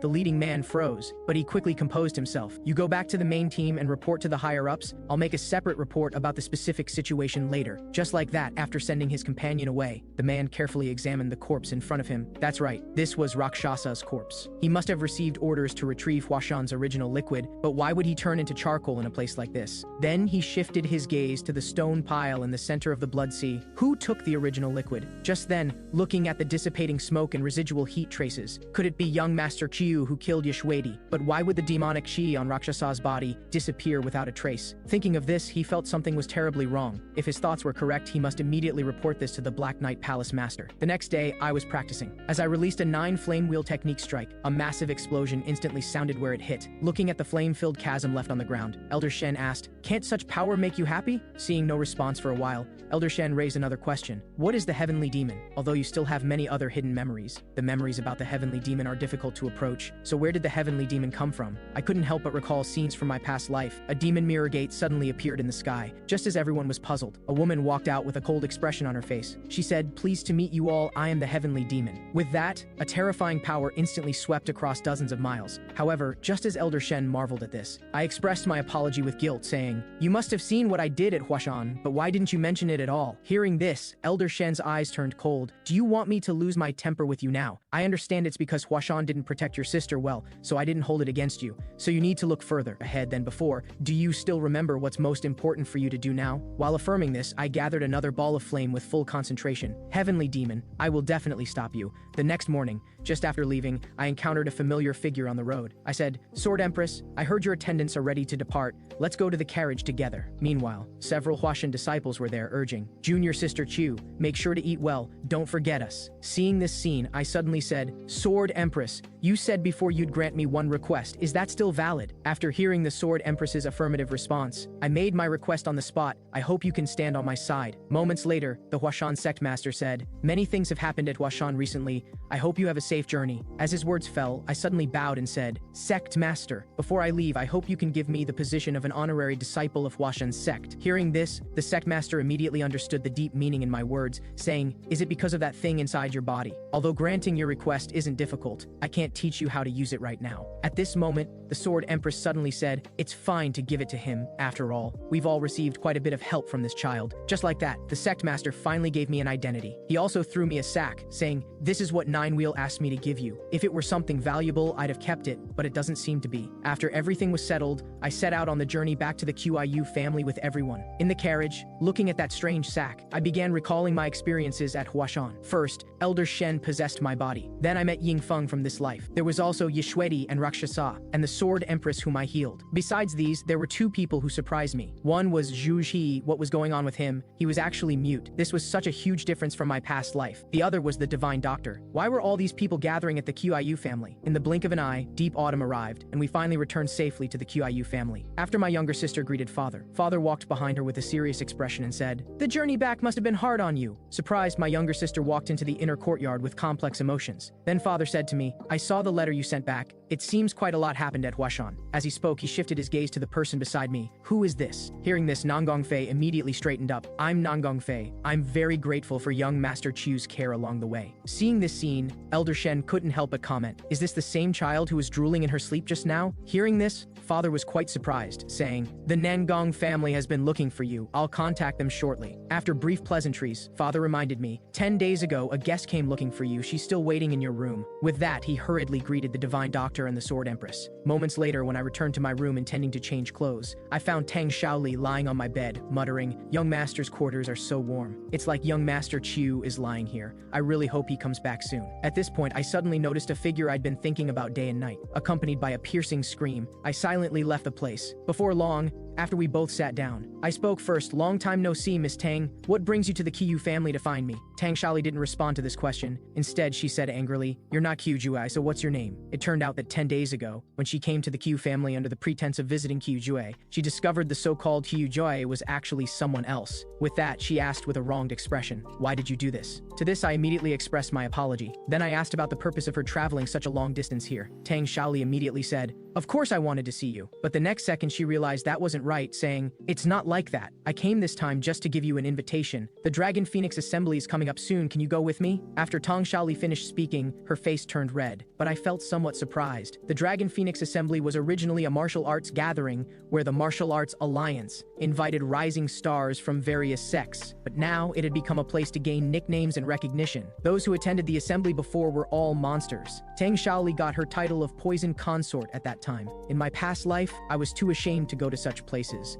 so I was always absent before becoming the young family head. I said I haven't decided whether to go yet. Besides this, is there anything else? After hearing Tang Shaoli's negative response, I said with confusion, you came all the way here just for this small matter? Hearing this, Elder Shen couldn't help but spit. She seems to have come because she likes you. Why do girls always like you? What karma? This left me both shocked and surprised. Whether in my past life or this one, I didn't seem to have any connection with her. Thinking of this, I was about to ask, and Elder Shen seemed to have guessed something too. He said, you tactless fool, shut your mouth. However, I had made up my mind, asking, Miss Tang, do you like me? Just as I finished speaking, the oblivious Nangong Fei suddenly pushed the door open, saying, sorry, are you still talking? Seeing this, I quickly signaled her to leave, but was opposed by Tang Shaoli. Elder Shen said urgently, can't you read the atmosphere? If you want to stay alive, you'd better shut up and get out now. Hearing this, I also sensed something was wrong. Miss Tang and I have just finished talking. I'll give you a reply about what you mentioned as soon as possible. With that, I hurriedly left the room. Then, after asking Nangong Fei to sit down, Tang Shaoli got straight to the point. I heard Elder Sister and young Master Chu have made an engagement,